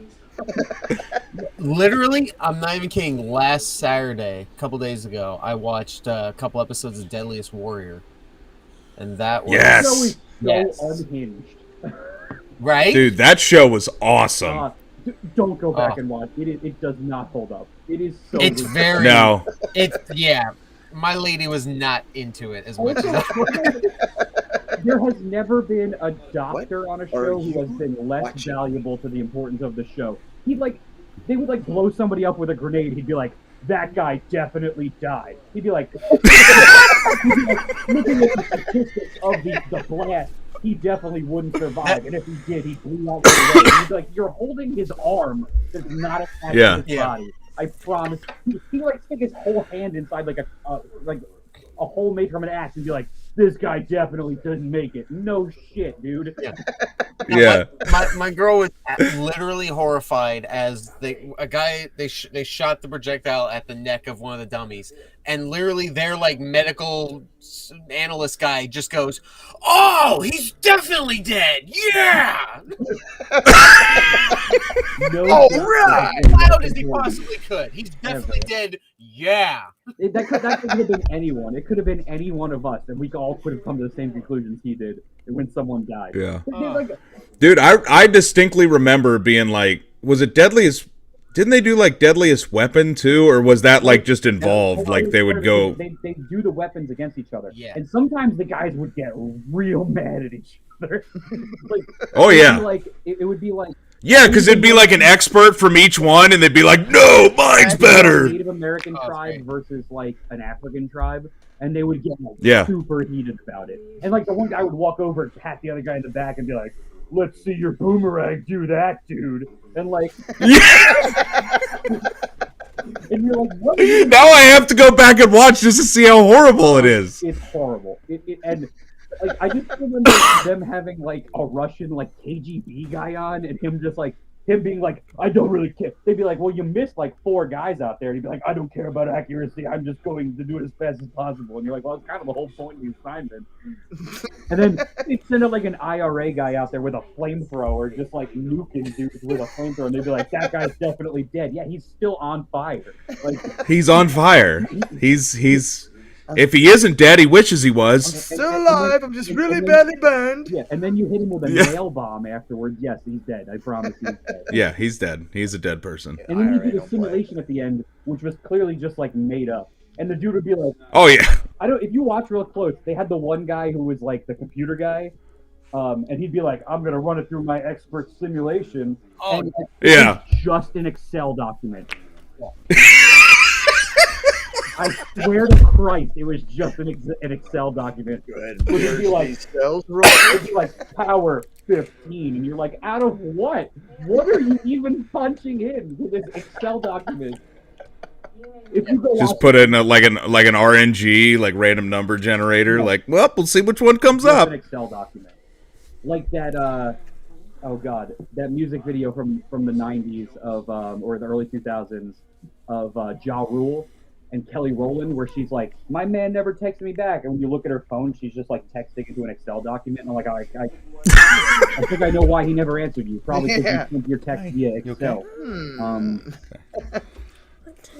Like Excel is good. It's a good ad. It's a good program, but like you got to use it for what you need to use it for. Get the remote. I've been dealing with that lately. Yeah, Deadliest Warrior. I love that show in high school. Does not hold up. Right. God bless the Spike Network. I apologize. I actually have to scoot because I need to get. Don't worry, we'll carry on without you. To bed. We'll be here when you get back tomorrow. Okay, sounds good. Oh my goodness. All right, gentlemen. Top Dad out. All right, he's gone. Now we can talk garbage about him. Yeah. Right? God, he's the worst. Finally. Well, now my setup doesn't work. I guess let you know that my first rendering, we didn't have a 4-person layout. My first rendering was spot on. Although I couldn't find Rad, you're Big Rig now, and I'm both Rad Dad and Papa Bear. right. Boom. Fantastic. I'm I'm so MCR's glad finisher. One doesn't work. Man, we've had such a busy 2 weeks of wrestling, and it's been insane. We haven't done much live content just because we've put being a wrestling fan first. As you should. Yeah, right. Because being a dad, being a wrestling fan, and then doing a podcast Being a in fan that order. is so much part of it. Not to die. I don't want to delve too bring this up too much, but it's the whole argument that's going on the internet right now of if you're a wrestler, should you take photos with other wrestlers, or is that mark behavior? We're all marks. They're part of it. And I even also as think a there's a way fan, to I'm weird about that. There's also a way to do it. There's ways to not do it and ways to do it. If I'm in WWE as an extra, I'm not going to be going up to guys and being can I get a photo? That's weird. Yeah. And that's not the time and place for it. It feels like it's taking advantage of the situation. But if you're sharing a locker room with a guy, and it's someone I don't think you should take a photo just to take a photo. Rad can tell you, we've been in locker rooms before where I haven't. There's been really cool people that I won't. Yeah. But if there's somebody that had an impact on me, or is a reason I'm wrestling or something like that, I'm gonna take that photo. Yeah. Yeah. But Personally, sometimes for me, it's I like just a handshake and just saying hi to a person and just having a conversation. I think there's something to that as well. I used to be like that to an extent, but man, when you watch so many guys, when you read so much about guys that you're just never going to see again, it's really tough to not have photos. When you go back and you're man, I don't have any photos of this person. Right. That being said, we had a friend, High Voltage Omar, who was on AEW Dark last year. And after he had his Dark match, he was in such a good mood. He saw Sting walking by just randomly, but he looked a little busy. So all he did was he just walked up and said, "Hey, do you mind if I shake your hand? I just want to thank you for being an inspiration to me." He was like, "Sure, man. Yeah, no problem. Did you have your match?" Yeah. They had a 30-second conversation, and then he walked away. Yeah. And that meant the world to him, and Sting seemed to appreciate it. But he didn't need a photo. He personally didn't need a photo. Just that experience was more than enough. And I love wrestling photos is something I like taking photos of wrestlers as a fan. So I do a thing now. If I'm in a locker room with somebody who I have a photo with from when I was a fan, I go up and explain to them that I have that photo from 10, 15 years ago, and I want to get another one and try to recreate it, and then I'll put them both together. And everyone I've ever told that has been super high. They've all been yo, you gotta tag me in that. That's awesome. Even low key somehow. Yeah, even low key, noted miserable human loved it. He was miserable that night. Was super thrilled to take a photo with you. I mean, that's just it though. I'm not really consider myself a shy person, but I do get I don't want to be. I always don't want to be that guy. If that makes any sense. No, I don't want to be. Because the wrestling community does have a lot of people who are very, so we say, forceful and kind of all about time and place. I think that's really. I'll also tell you the fact that we can tell the difference between an actual fan and a weirdo creep most of the time. Oh, all the time. We call them the League of Supervillains. I just usually refer my dad always referred to the weirdest of the weird wrestling fans as mutants. So that's always what I think of in my head when, because all I remember is one time we went to a show that was on, a Jewish holiday. So there was there always were these certain fans that my dad's just well, no Jewish people here today. A lot of mutants though. I just lost my goddamn mind, and I was that was the most random thing you could have said. My gosh. I mean, like we had Circle Expo was in Indianapolis, which is like 2 hours away from us. So we got to go to that. And I mean, walking into a room where you're seeing, you know, freaking Brutus the Barber Beefcake, the Tonka, I mean, Demolition. I mean, just guys that, I grew up Saturday mornings watching, it's just, I was just fanboying out so bad. And I mean, part of it was just like, part of it was to me seeing them and talking to them. I like the pictures and all that, but it's, and part of me does feel bad because like a lot of these guys make their living that way. Part of me by that, and I wish I had money to give to everybody because I appreciate them all, but yeah, it's $30 here, $40 there, $60 there adds up pretty quick. My thing too is usually if I am taking a photo, I will explain like why. Like I'm even asking. Like I usually have like if I'm asking, there's a reason for it. Yeah, it's never just take a selfie with me. Like he'll tell you the story. I'll explain and guys usually appreciate that because it shows that like I'm like not just being like a mark or a fanboy. Yeah. Like one of the notable ones I remember was like we were in a locker room with Matt Seidel, and the whole night he was kind of on his phone and just like he was clearly like working on like booking stuff and like flights and blah blah blah because that stuff never ends when you're that level. Yeah. And I waited till like near the end of the night, and I was like, or it was like intermission maybe. It was later in the show. It wasn't like when he first got there.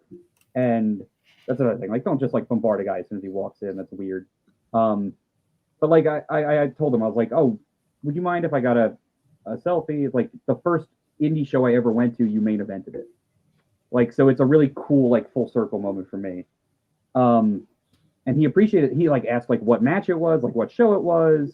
And then later, like unprompted, went out and watched our match on the show because I had started a conversation with him. And when we came back, he was like I didn't ask him to do that. He just did it because like we had a good interaction. And then he was like marking over our match, like telling like unprompted, unasked for telling us the stuff he loved about the match.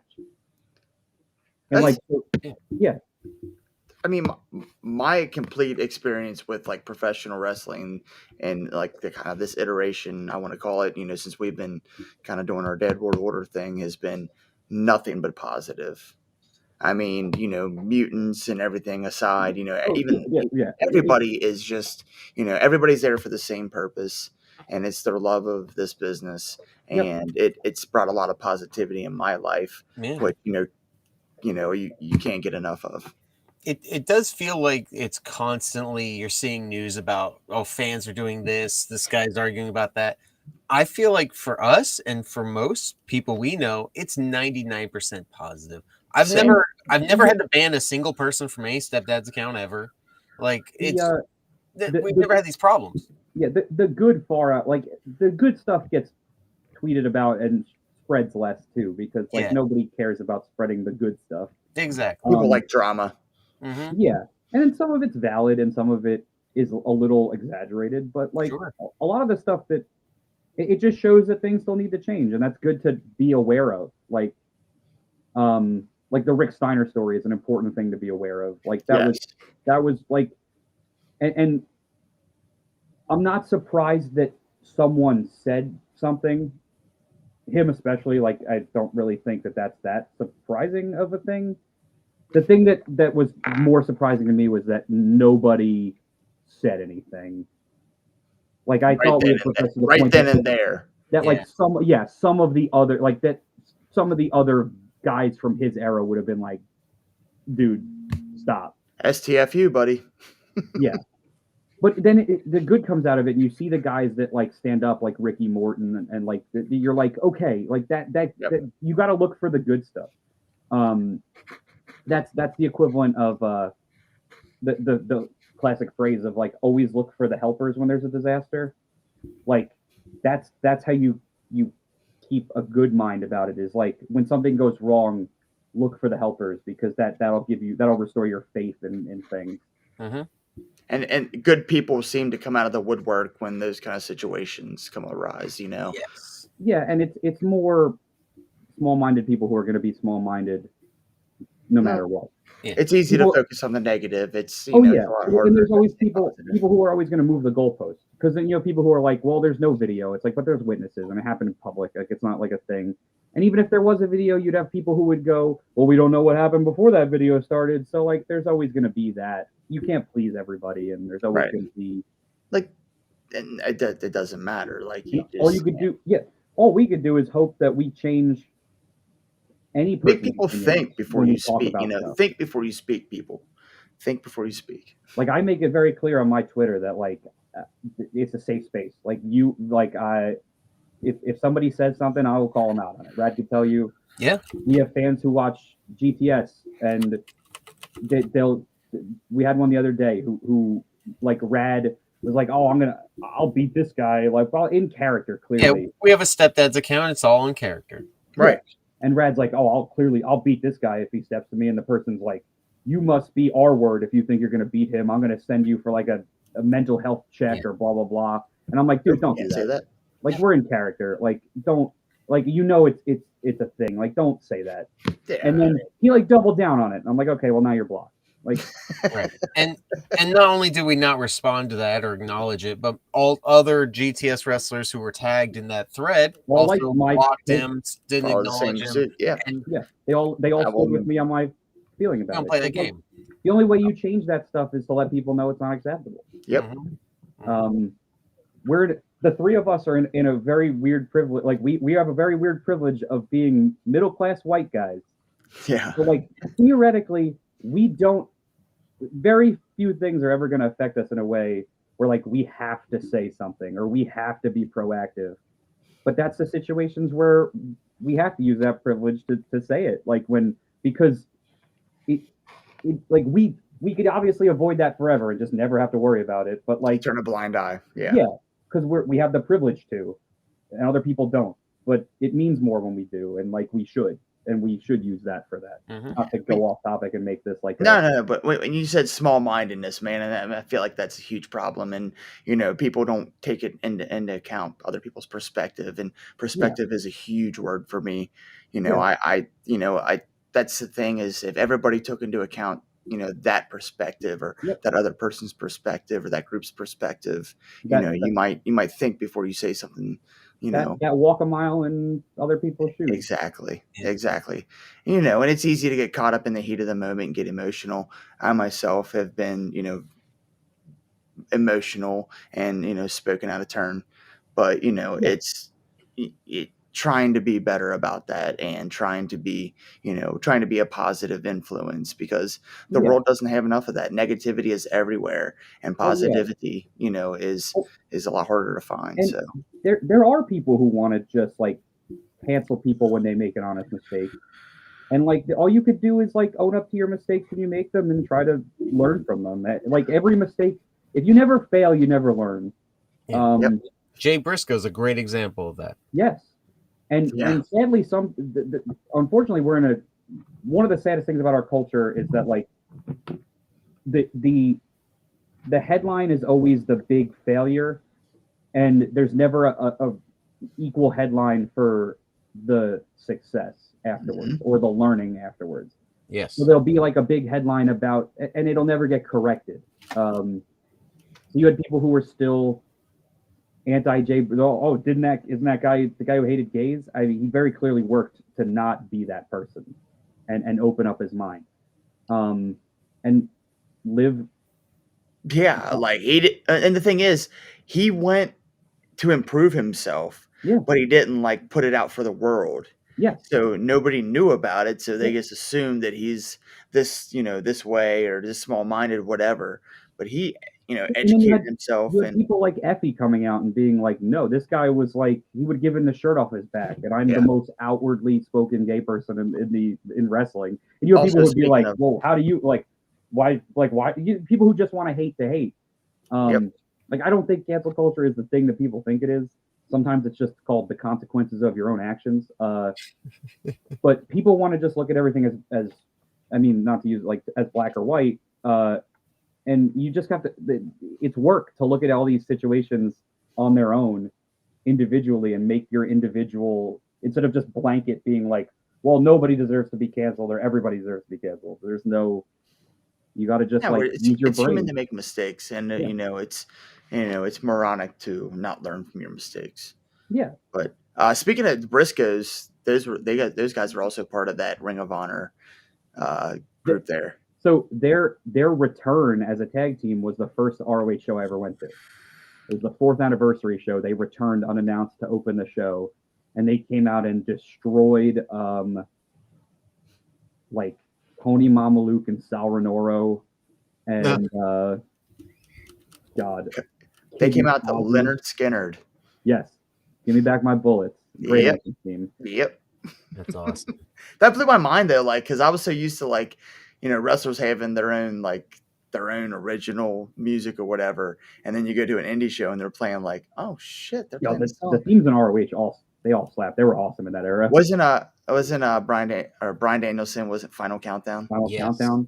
Samoa Joe for a bit was his The Champ Is Here LL Cool J one was my favorite, and then it was Mama Said Knock You Out. I think after that. Yeah. Those are some awesome. Irish Airborne, Beautiful People. Austin Aries was the other Marilyn Manson one. Personal Jesus. Yes. Yeah, that was Personal good. Jesus. Oh wow. Real banger. Nigel McGuinness came out to Oasis. God, Nigel was so good back then too, man. He was. Nigel's like the best wrestler to never be in WWE ever. Right? He was amazing. He was my favorite when I was watching at that time. And how good was it to hear him back on commentary again, man? His voice is like velvet. Yep. I appreciate that Tony's trying really hard to make Ring of Honor feel like its own thing. Ring of Honor. So, yeah, no, I and I've even like read dirt sheets or whatever saying Nigel's, maybe considering it might not be done in the ring. And it'd be cool to see him get his one, quote unquote, one last match. Yeah, I can't remember he had the medical thing. I remember in TNA that like, yeah, a shame. Yeah, those eras, like anyone they'd bring in randomly was like entertaining. Like you get Doug Williams would come into ROH every once in a while, or like the Pro Wrestling Noah guys or the Dragon Gate guys, Kenta, Marufuji. See, like we were on a show with Marufuji, and like I had to get a selfie of Marufuji because I was like, I watched that dude in ROH and like 17 years or however many years earlier, 15 years earlier, and I was like, that's the coolest thing. It's all these guys I was talking about. I seen Sergeant Slaughter and I felt like a little kid because that was the one, and I didn't get an autograph or anything, man. We saw Sergeant Slaughter once through a car window as he drove away because we were late for the show. Yeah. But I mean, like I watched. He's part of GI Joe, and he was, he was a great heel too. So, the most like mark out little kid moment I ever had meeting a wrestler was, and this was before I was a wrestler, so definitely it probably hit harder, was meeting Bret Hart. Oh my gosh, yeah. Like I literally like I like couldn't form words. Like I went up to meet him, and I will never forget this because I wanted to say like how important he was to like my growing up, and I just looked him dead in the face and I shook his hand and I was like, "You were my childhood," and that was it. That was what I said. Did you take a photo with him though? I did. There you go. Boom. It was because he was doing like a tour for like his book. It was when he put his book out. That's kind of how I felt. That's how I felt meeting Ricky Morton, because obviously it's a huge deal to me, but it wasn't as difficult as I expected it to be, because like the whole time we're just hanging out with Ricky Morton, I'm like, it was almost like, oh, this isn't even real. This is not even happening for real. So I was just numb to it. Yeah. But like afterwards, I was like, "Holy shit! I just took a Canadian destroyer from Ricky Morton." I can't believe the Ricky Morton did a but Canadian also- destroyer. But and in the moment, I was just like, "Yes, sir. Yeah, no problem. Yes, sir." And I remember looking at you and saying, "I don't even feel nervous right now." But Just also, because it was so mind blowing to me. It probably helped that you couldn't have gone worse than the first time you met Ricky Morton. No, Let's hear. that's Do true. tell, I did sir. forget. I try to block that from my memory, much like Jeff Jarrett. I try to block it from my memory. We were on a show with them, and they had just gotten put into the Hall of Fame. So they all had their rings on, and instead of shaking hands with everybody in the locker room, they were fist bumping everybody because they had the rings on. And Rad just like stick shift Ricky Morton's hand. I wasn't paying attention, and I turned around, and he's like, "Hey, kid," and he put his hand out, and I just and I took my hand back, and I just kind of stared like my life was over, and with no hesitation, he just kept waiting. And then I fist bumped him. He went, "Okay," and he went and put his boots on. Like he could have been nicer about it, but I felt like I just wanted to go die now. You feel that way when you like fist bump or do that to regular people, but then someone that means that. The only time in my life I've done that. Hero. Like no joke, Rad's favorite wrestler of all time, not Jeff Jarrett, Ricky Morton. And you got to take a Canadian destroyer from him. That's so cool. Yeah. That's like for me, like a lot of my favorite guys, like one of my favorite wrestlers, like the guys that I love are guys that like I've been in locker rooms with. So like it's so weird at this point. Like if one of my favorite wrestlers in the whole world is Kenny Omega, but like I have stories with. I used to talk on MySpace with Kenny Omega and play like Street Fighter on Xbox with him, like back in like 2007. Huh. We used to talk to Will Ospreay on a wrestling forum in like 2012 or 13 or something like that. Until like more recently, I remember tagging Kenny Omega on Facebook and him just like responding, and people in my comments being like, "Dude, what?"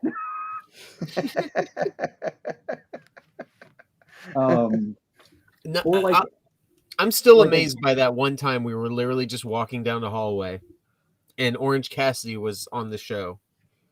And he literally he was on his phone texting, and as we walk, because we're literally about to go out, we our belts on, the music's gonna hit, we're walking down the hallway to go out the entranceway, and he stops us. He looks up, he goes, "Oh, you guys are the Stepdads, right?" And it threw us off so much. I think all we said was like, "Yeah." And he go and in all like literally in character. He might as well have been in character. He just goes, "Huh. You guys are fucking funny," and then just walked away. And then we're just gonna sit there like, I guess we gotta do this match now. I don't remember the match at all. I guess. Yeah, right. I just forgot everything. Yeah. Meanwhile, the other day I was in Burlington Coat Factory and they had AEW action figures for $6. What? Yeah, so go to your Burlington Coat Factory if you like. It was literally like 6 of the like they had like one each of a bunch of different AEW action figures for $6. Yeah, going tomorrow. And the only one I bought, because it was the only one I cared about, was I got an Orange Cassidy action figure for $6. Perfect. But they had I looked through all of them because I was curious. It was Orange Cassidy, Chuck Taylor, Trent, Chris Statlander, Chris Jericho, and Moxley. They had. Nice. So that's a whole series with the best friends. Yeah. I want the whole series with the Dark Order. See, those are guys that like I used to photograph in Chikara, like Uno and Stupefied, and those guys, like it's so weird to me. Like anytime, the other day I was literally in I went to a GameStop nearby with like a friend, and I was looking at like through their stuff, and they had like the Kenny Omega Street Fighter stuff in there. Oh God, I want that so bad. Them and and the Young Bucks one, man, that was so good. And I literally looked at my friend and I was like, it is the weirdest thing ever when you walk into a GameStop and you see an action figure for someone you know in real life. Like, it's strange. Like, how have you guys not looked into getting your own action figure made yet? Like, maybe I have my own Funko Pop. Somebody made for me. That's pretty cool. It's in my old backyard wrestling gear, but it's still pretty cool.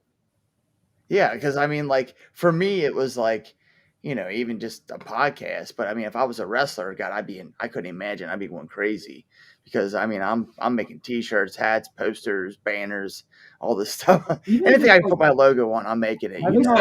Bugs. That was a big one. That was a big seller for us. Having our own stickers is the coolest thing. Like anytime somebody like has their our sticker on like their phone case or like their car or something, it's the coolest thing in the world. Stickers, didn't I?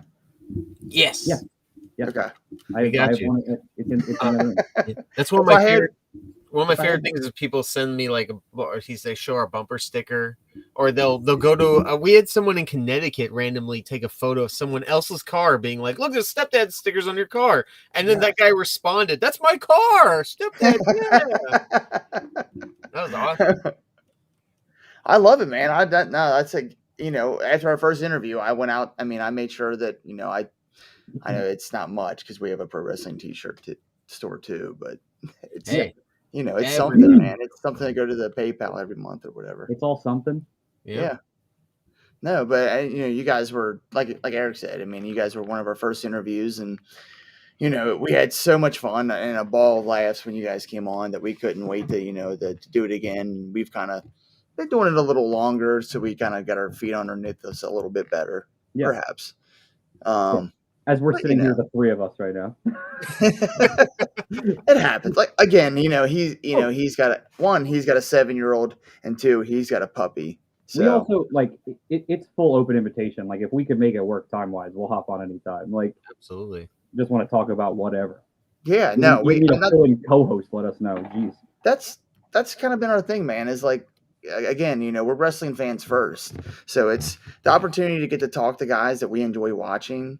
And it is amazing to us that you guys take the time out of your schedule to, actually talk to a couple guys. I mean, we don't have a huge following or anything like that. We just, we like to talk wrestling and we're fans and, it seems to go easy. So we love doing like podcasts or whatever. We'll talk about whatever. Like we have certain stories that usually end up in like every podcast, and then there's other stuff that we'll just go off the cuff and just have fun with it.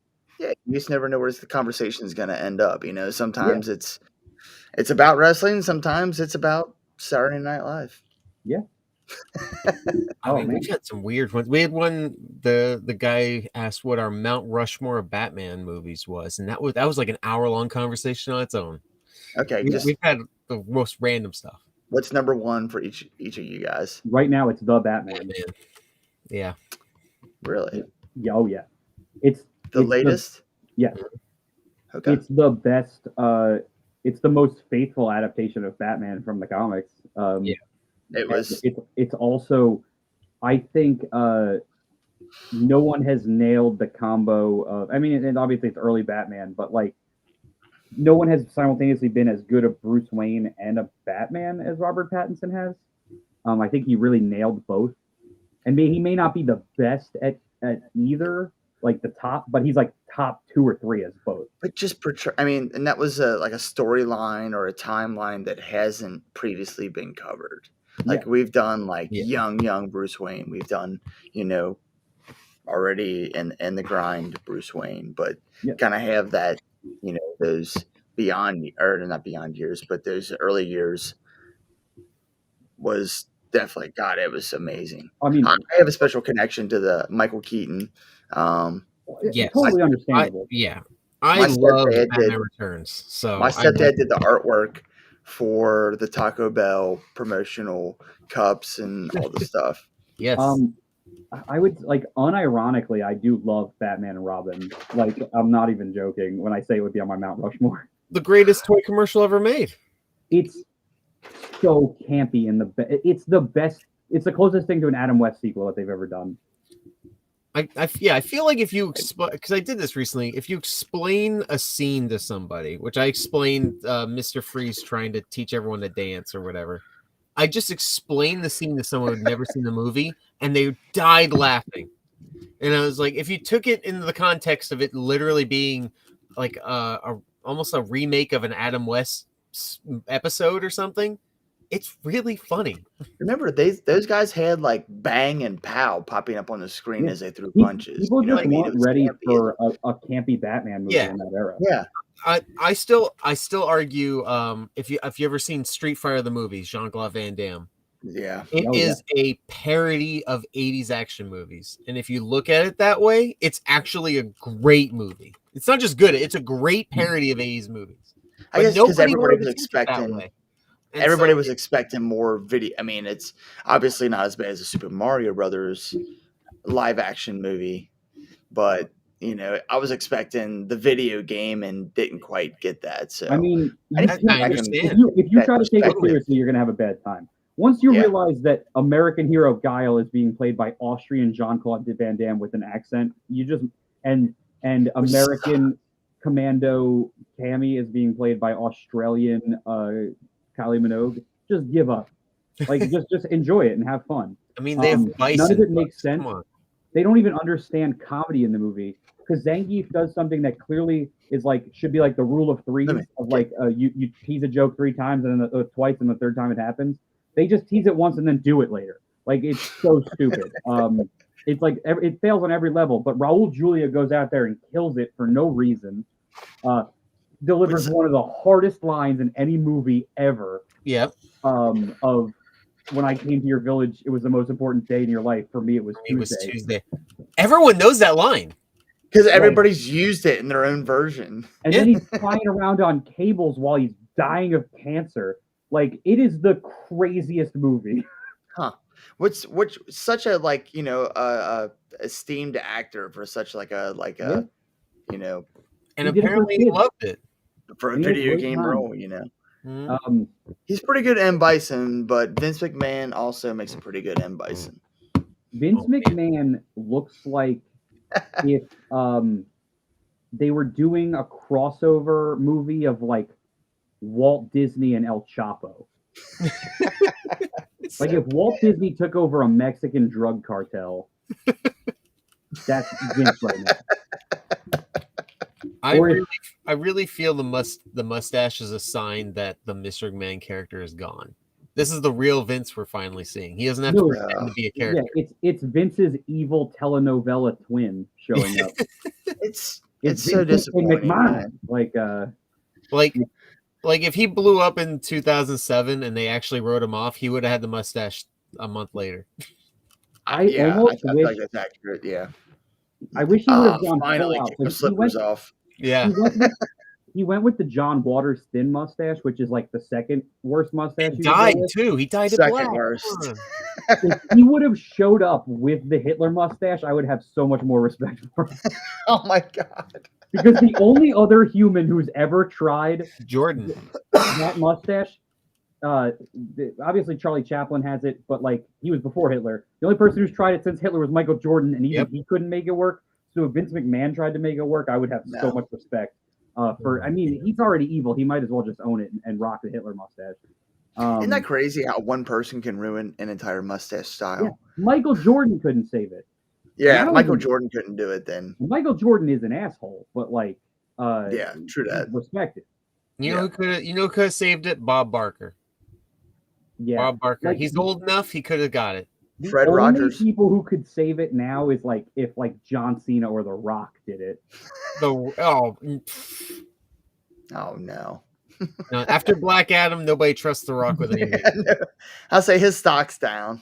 Yeah, that's over. We gotta go make another Jumanji movie now. Oh man, what a time to be alive we're living in with. All right. Well, guys, if I don't cut us off, we'll talk all night. And we watched true. This is true. 4:30 in the morning comes hella early for your boy. Brad, I expect my microphone back.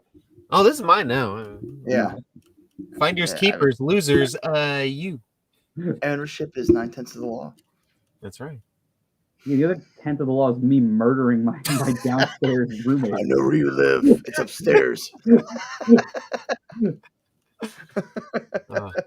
Well, like you said, anytime have us back. We're ready to rock and roll, guys. Thank you so much. I look forward to this since we set it up. like I said, tomorrow's my birthday, and this is an early birthday present to me. I really enjoy. Well, happy birthday. Thank you. I'm an even older man tomorrow, so. Yeah, you're only as old as you feel, and I feel like I'm like 68. So well, I always say, I can still drink with the best of them. It's just the recovery part that I suck at now. Here's the thing. Every time you get up, do you go, ugh? Oh yeah. Well, then you're already old. You can't. There's only 2 levels of old, and you're already on the other side. So at this point, who cares? Yeah. I am old. Eric reminds me of that often. I got 10 years on him, and it's I have less than my wife, and she often reminds me of that. GTS fans have their own Wikipedia page, and they just guessed at my age. How? And my Wikipedia birth date was May 9th, 1982. And I was like, not even close. I am so much younger than that, and it hurt my soul. So, but how the many internet times thinks I'm 40 and I'm in my early 30s? Yeah. How many times does like 35-year-old guys come up and they go, "Well, you guys are the veterans, right? You're the stepdad, so you ring general for us." And I'm like, and at the time I'm like, bro, I'm 28. It's a gimmick. Yeah. I met a girl on Tinder and she called me grandpa. So there's my body tells me I'm 55. Hey, I'll have a 22-year-old. My oldest will be 22 in 4 days, so I could be a papaw at any point. You never know. I'm looking forward to it. My wife's scared as hell, but I'm looking forward to it. Yeah, that's truly the last step to feeling old, I feel like. Grandbabies. I gotta buy a pickup truck because every good papaw has got a pickup truck, right? Oh, you gotta buy one of those like white minivans with like the automatic sliding door. Absolutely not. Astro van. Absolutely not. Yeah, that's I just put a kicker sub in the back of my car because that's how old I feel. And guess what? It's gonna be replaced by a kid seat when you have grandkids. Nope. Oh man. That's a good thing about grandkids. You just give them back. Yeah, they have an expiration date. You just hand them, like they're not yours forever. I once said, my dad said this to me, and I use it regularly now. It's when you think about it, it's horrible in context, but because he said it to me, which is, I never wanted to have kids until I was sure nothing else good could happen in my life. Jeez. You know what my dad used to say to me? He would say, you must have your mom's good looks because I still have mine. There you go. And they would never married. say that to me. He loved me. Not to get morbid, but I'm pretty sure my dad once said, "I hate everyone. I just hate you and your mother way less than everyone else." I think that it's a real thing he said many times. Every time my dad calls me now, it's to be like, it's always just like, "Hey, I just wanted to let you know I put all my death benefits in your name," and I'm like, "Sick!" It's a great way to gnarly, bro. Yeah. What do I say to that, Dad? Yeah. Thanks. The other day we went out to celebrate. His birthday was this past weekend, and he's like, we went out to celebrate, and he's just like, "Yeah, I got arthritis in my foot, and I can't walk, and I'm probably gonna die." And I'm like, "Cool, happy birthday, Dad." So, how old are you now? Want another margarita? Yeah. How old are you now? 69? Nice. Giggity. Yeah. Nice. I can't say much, man. My dad is a much more positive person. He's the person I try to be.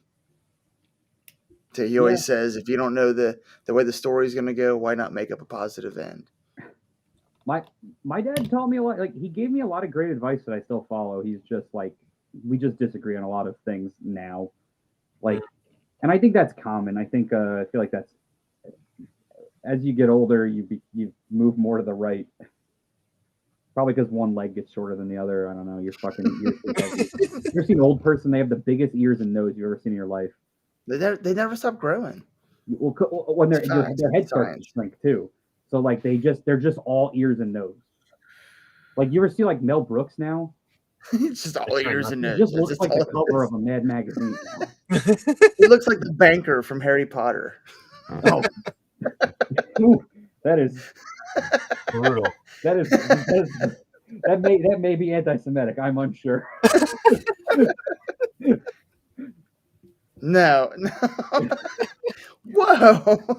No, well, because What happened to the because positivity J.K. we're Rowling talking about, created it to Kruger? be Come on. because it was originally created to be awful. Sounds like we've officially canceled this podcast as well. Once again, another business has died thanks to the I've said way Stepdads. worse. Don't worry. I told you I could do it in under 2 hours.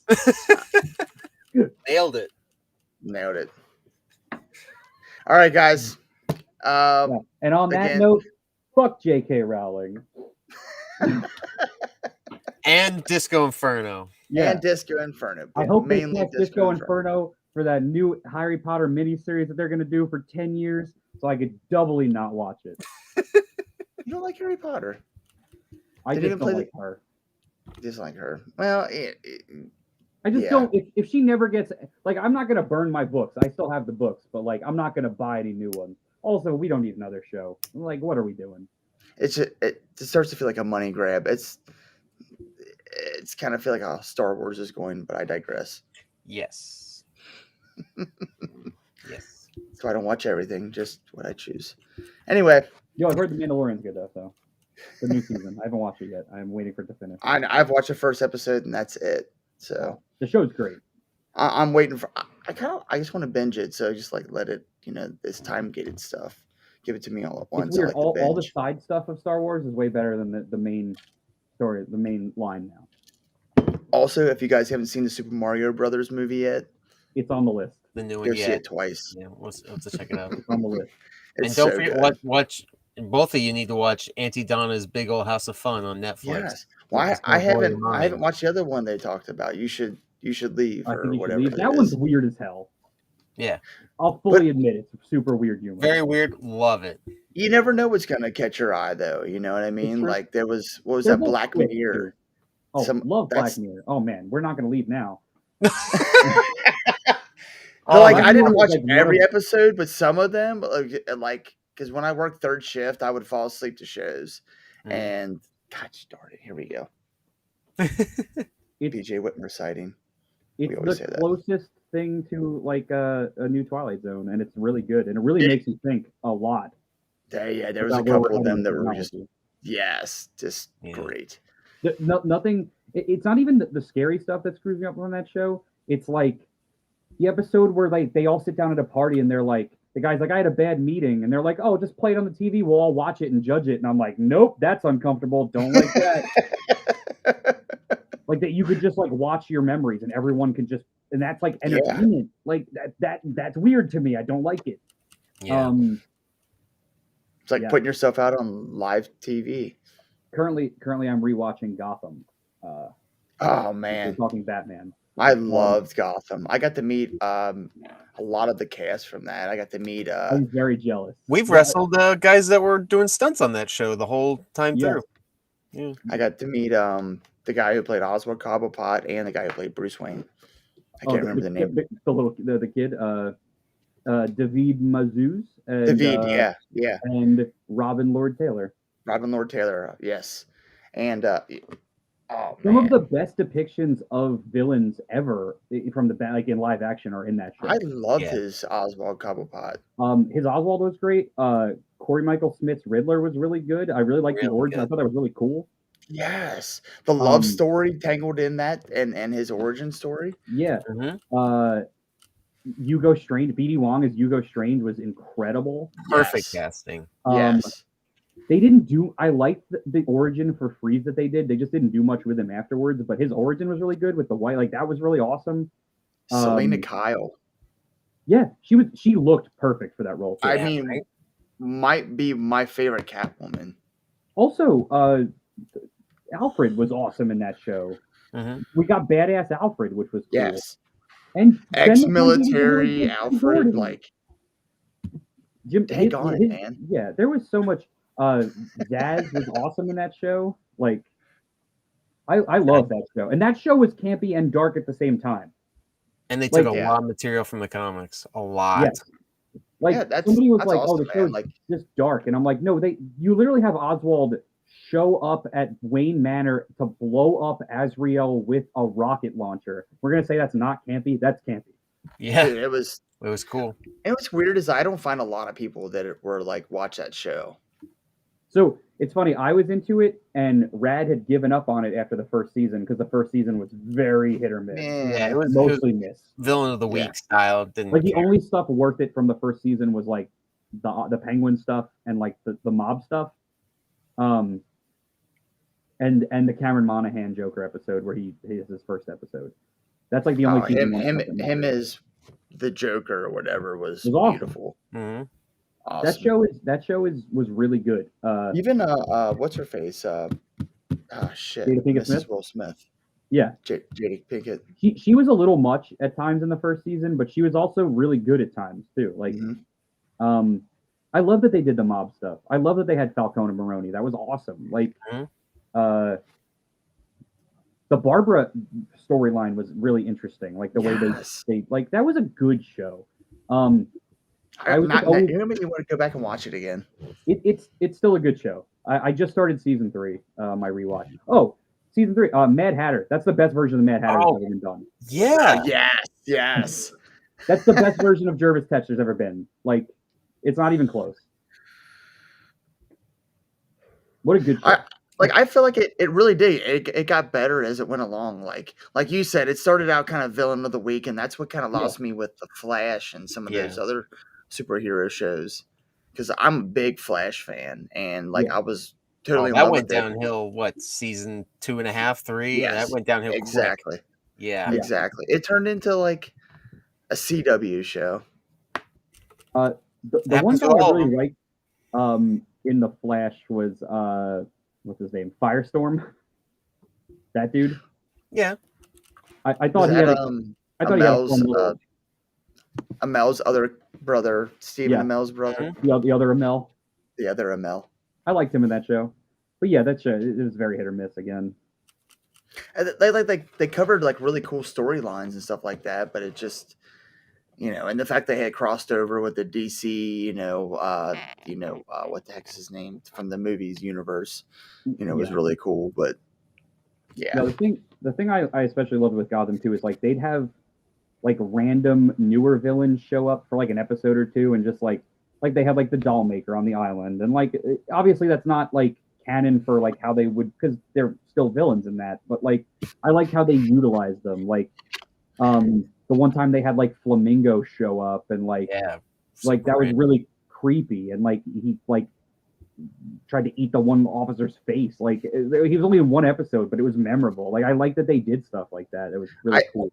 I think for me, like, because I grew up watching the animated series, so like anything close to that, that was close to like live action, kind of that version of Batman. And I never mind a show if they do something that's kind of off book, as long as it looks like they're still like they're not doing it just because like they're like, oh, I'm using this character and just using their name to do whatever. Like it was clear that they still cared, and like they just like it almost felt like they were fans who were like fantasy booking their favorite villains. It's like an interpretation as opposed to just we're gonna make up our own character and call it the Riddler. Yeah, it's like, okay, what if the Riddler was Dexter? Like, that's what it was. Like, he works in the police station, and like you know what I mean? Like, that was kind of like the vibe it gave of like, I like that. That was cool. So many more layers, and so many more, so much. It fleshed that character out even more. Oh yeah, yeah. And then like some of the like guest casting in that, like having. Paul Rubens come back to be the Penguin's dad again was like to me.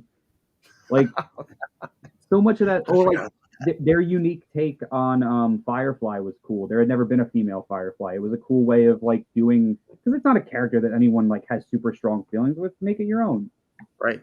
Like I like that when the Trickster comes back, or friggin' Mark Hamill as the Trickster in Flash. That's so cool. Yes, like, they use the continuity of the first show, but not really, but kinda. And then brought the Flash from that show back as his father too. Yeah. Again, continuing on with the continuity. I love nods like that. I really love it. And then I watched the original Flash show, and that's probably why I'm a Flash fan. Is that was on in the early '90s. Yep. So you must be really hyped for the movie then. Not so much. I'm hearing yes great and no. things. I'm hearing great things. That's all. I again, I already said Michael Keaton Batman holds a special place in my heart. So, I am excited for that. I'm excited for kind of the movie adaptation of the storyline. So, yeah, I'm just excited for right now. I'm just very excited for the next Pattinson Batman because I really liked everyone in that, and I thought they did some cool stuff, modernizing it but making it their own. I like their take on the Riddler, using the dark web and anonymous and stuff to rile up people was really cool idea. Brad knows I was hyped. The other day I ran into the actor who played Commissioner Gordon in the Batman movie. He's a Devils fan, and he was sitting in my row at a game. Yeah. Oh wow! And so I was able to talk with him for a few minutes about it, and I was fanboying out for the fact that isn't that the guy from Westworld? Yeah. Yeah. Really? Yeah. Oh, dude, I'd be freaking out too. So but I was fanboying over Batman more than Westworld went after the first or second season. It kind of just got. But he was one of the best parts of that show consistently. But he was a great Commissioner Gordon though. Yeah. I loved their the whole punch the punch me into the scene was great. It was perfect. All the best Batman stories, it's like a buddy cop, at least for a couple scenes. And that movie is all of buddy cop. It's great. But yeah, I'll let you actually go now. I love you guys. We'll come back. We'll talk about the Flash. We'll talk about Gotham again. With no further explanation, just the Batman Mount Rushmore for me, the weirdest Mount Rushmore of Batmans you're ever gonna get. Batman and Robin, the Batman, the show Gotham, and Lego Batman. Oh, Lego Batman was great. That is good. All right. Are we doing movies or just Batman? I'm just doing Batman in general. I just did Batman. So I really like Keaton Batman, even though it's not really Batman. It's just a crazy person. The Batman, Terry McGinnis, Batman Beyond, and I'll throw in Lego Batman as well. I really do like Lego Batman. Damn. Lego Batman's so fun. It's such a fun take, and it's still so accurate to the There's so many Easter eggs and there's so many nods.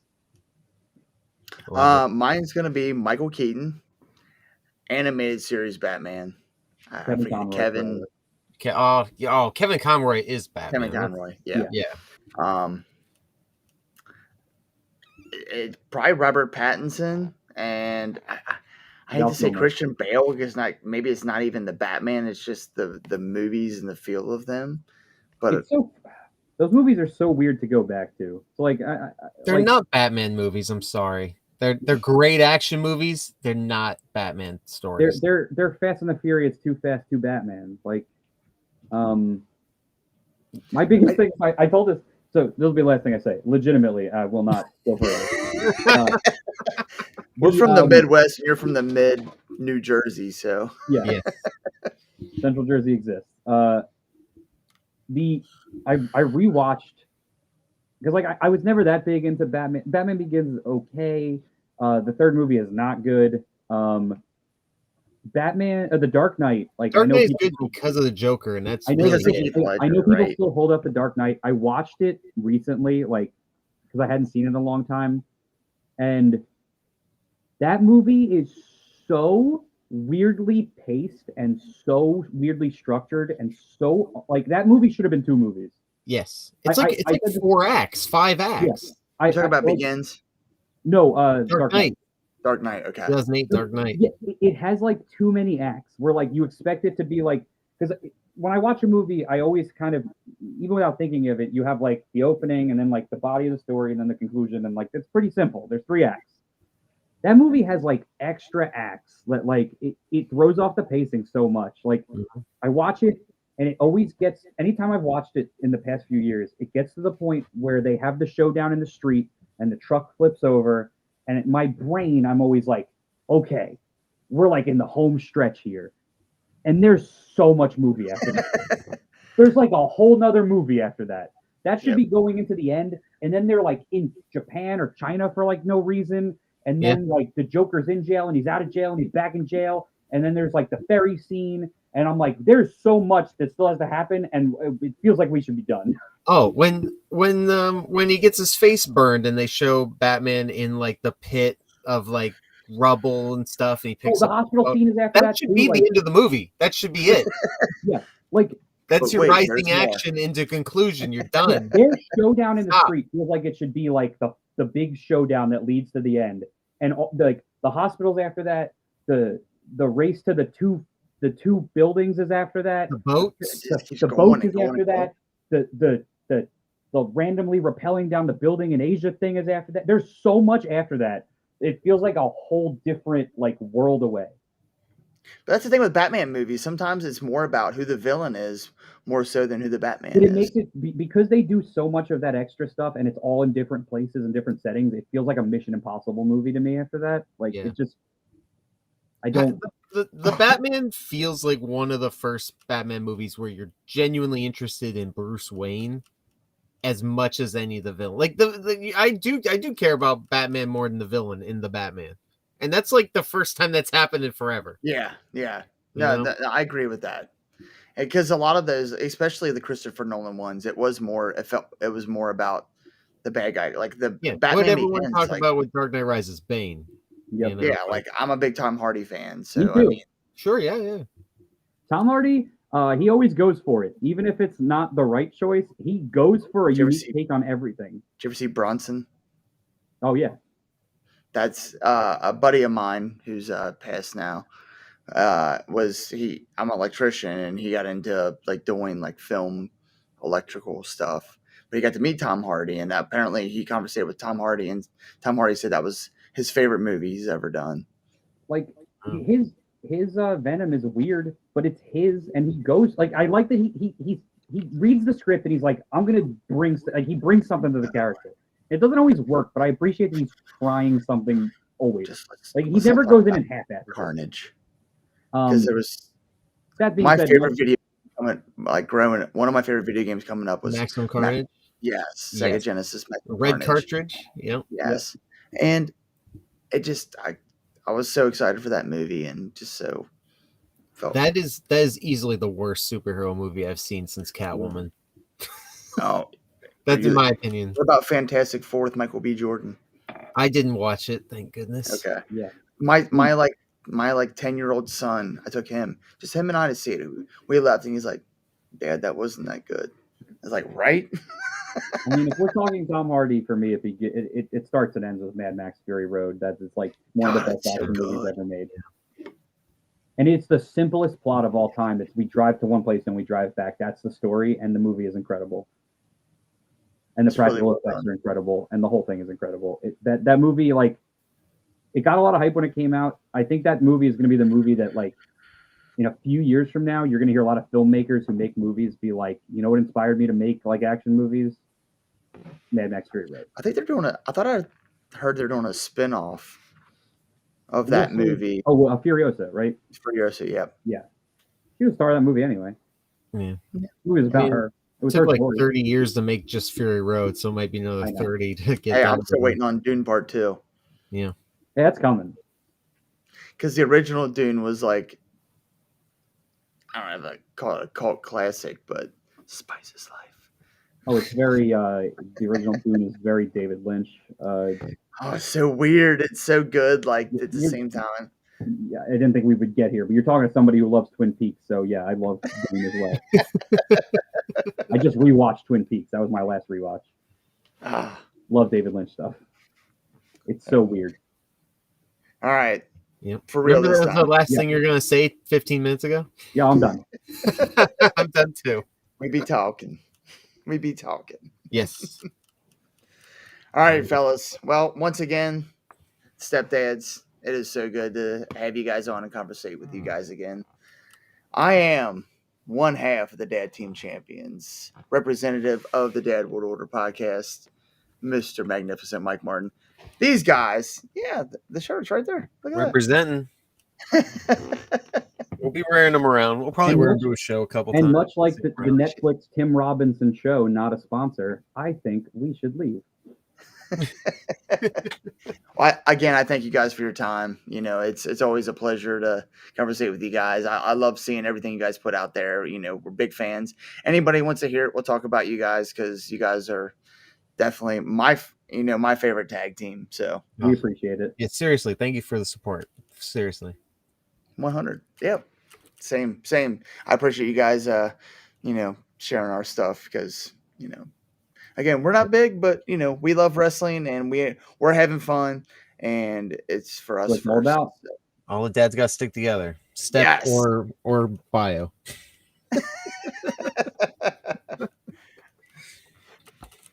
All right, guys. Until next time, Top Dads. Are we on the next episode? Damn, shit. No. We're going to do this again. Like it or not. Tomorrow. We're doing this again. Oh, boy. Day 2. Clear your schedule. Yeah, it's WrestleMania. We're doing 2 days. It can't be contained on one day anymore.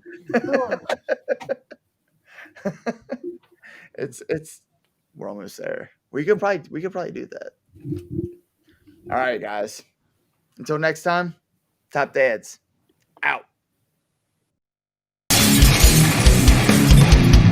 Dad, World War.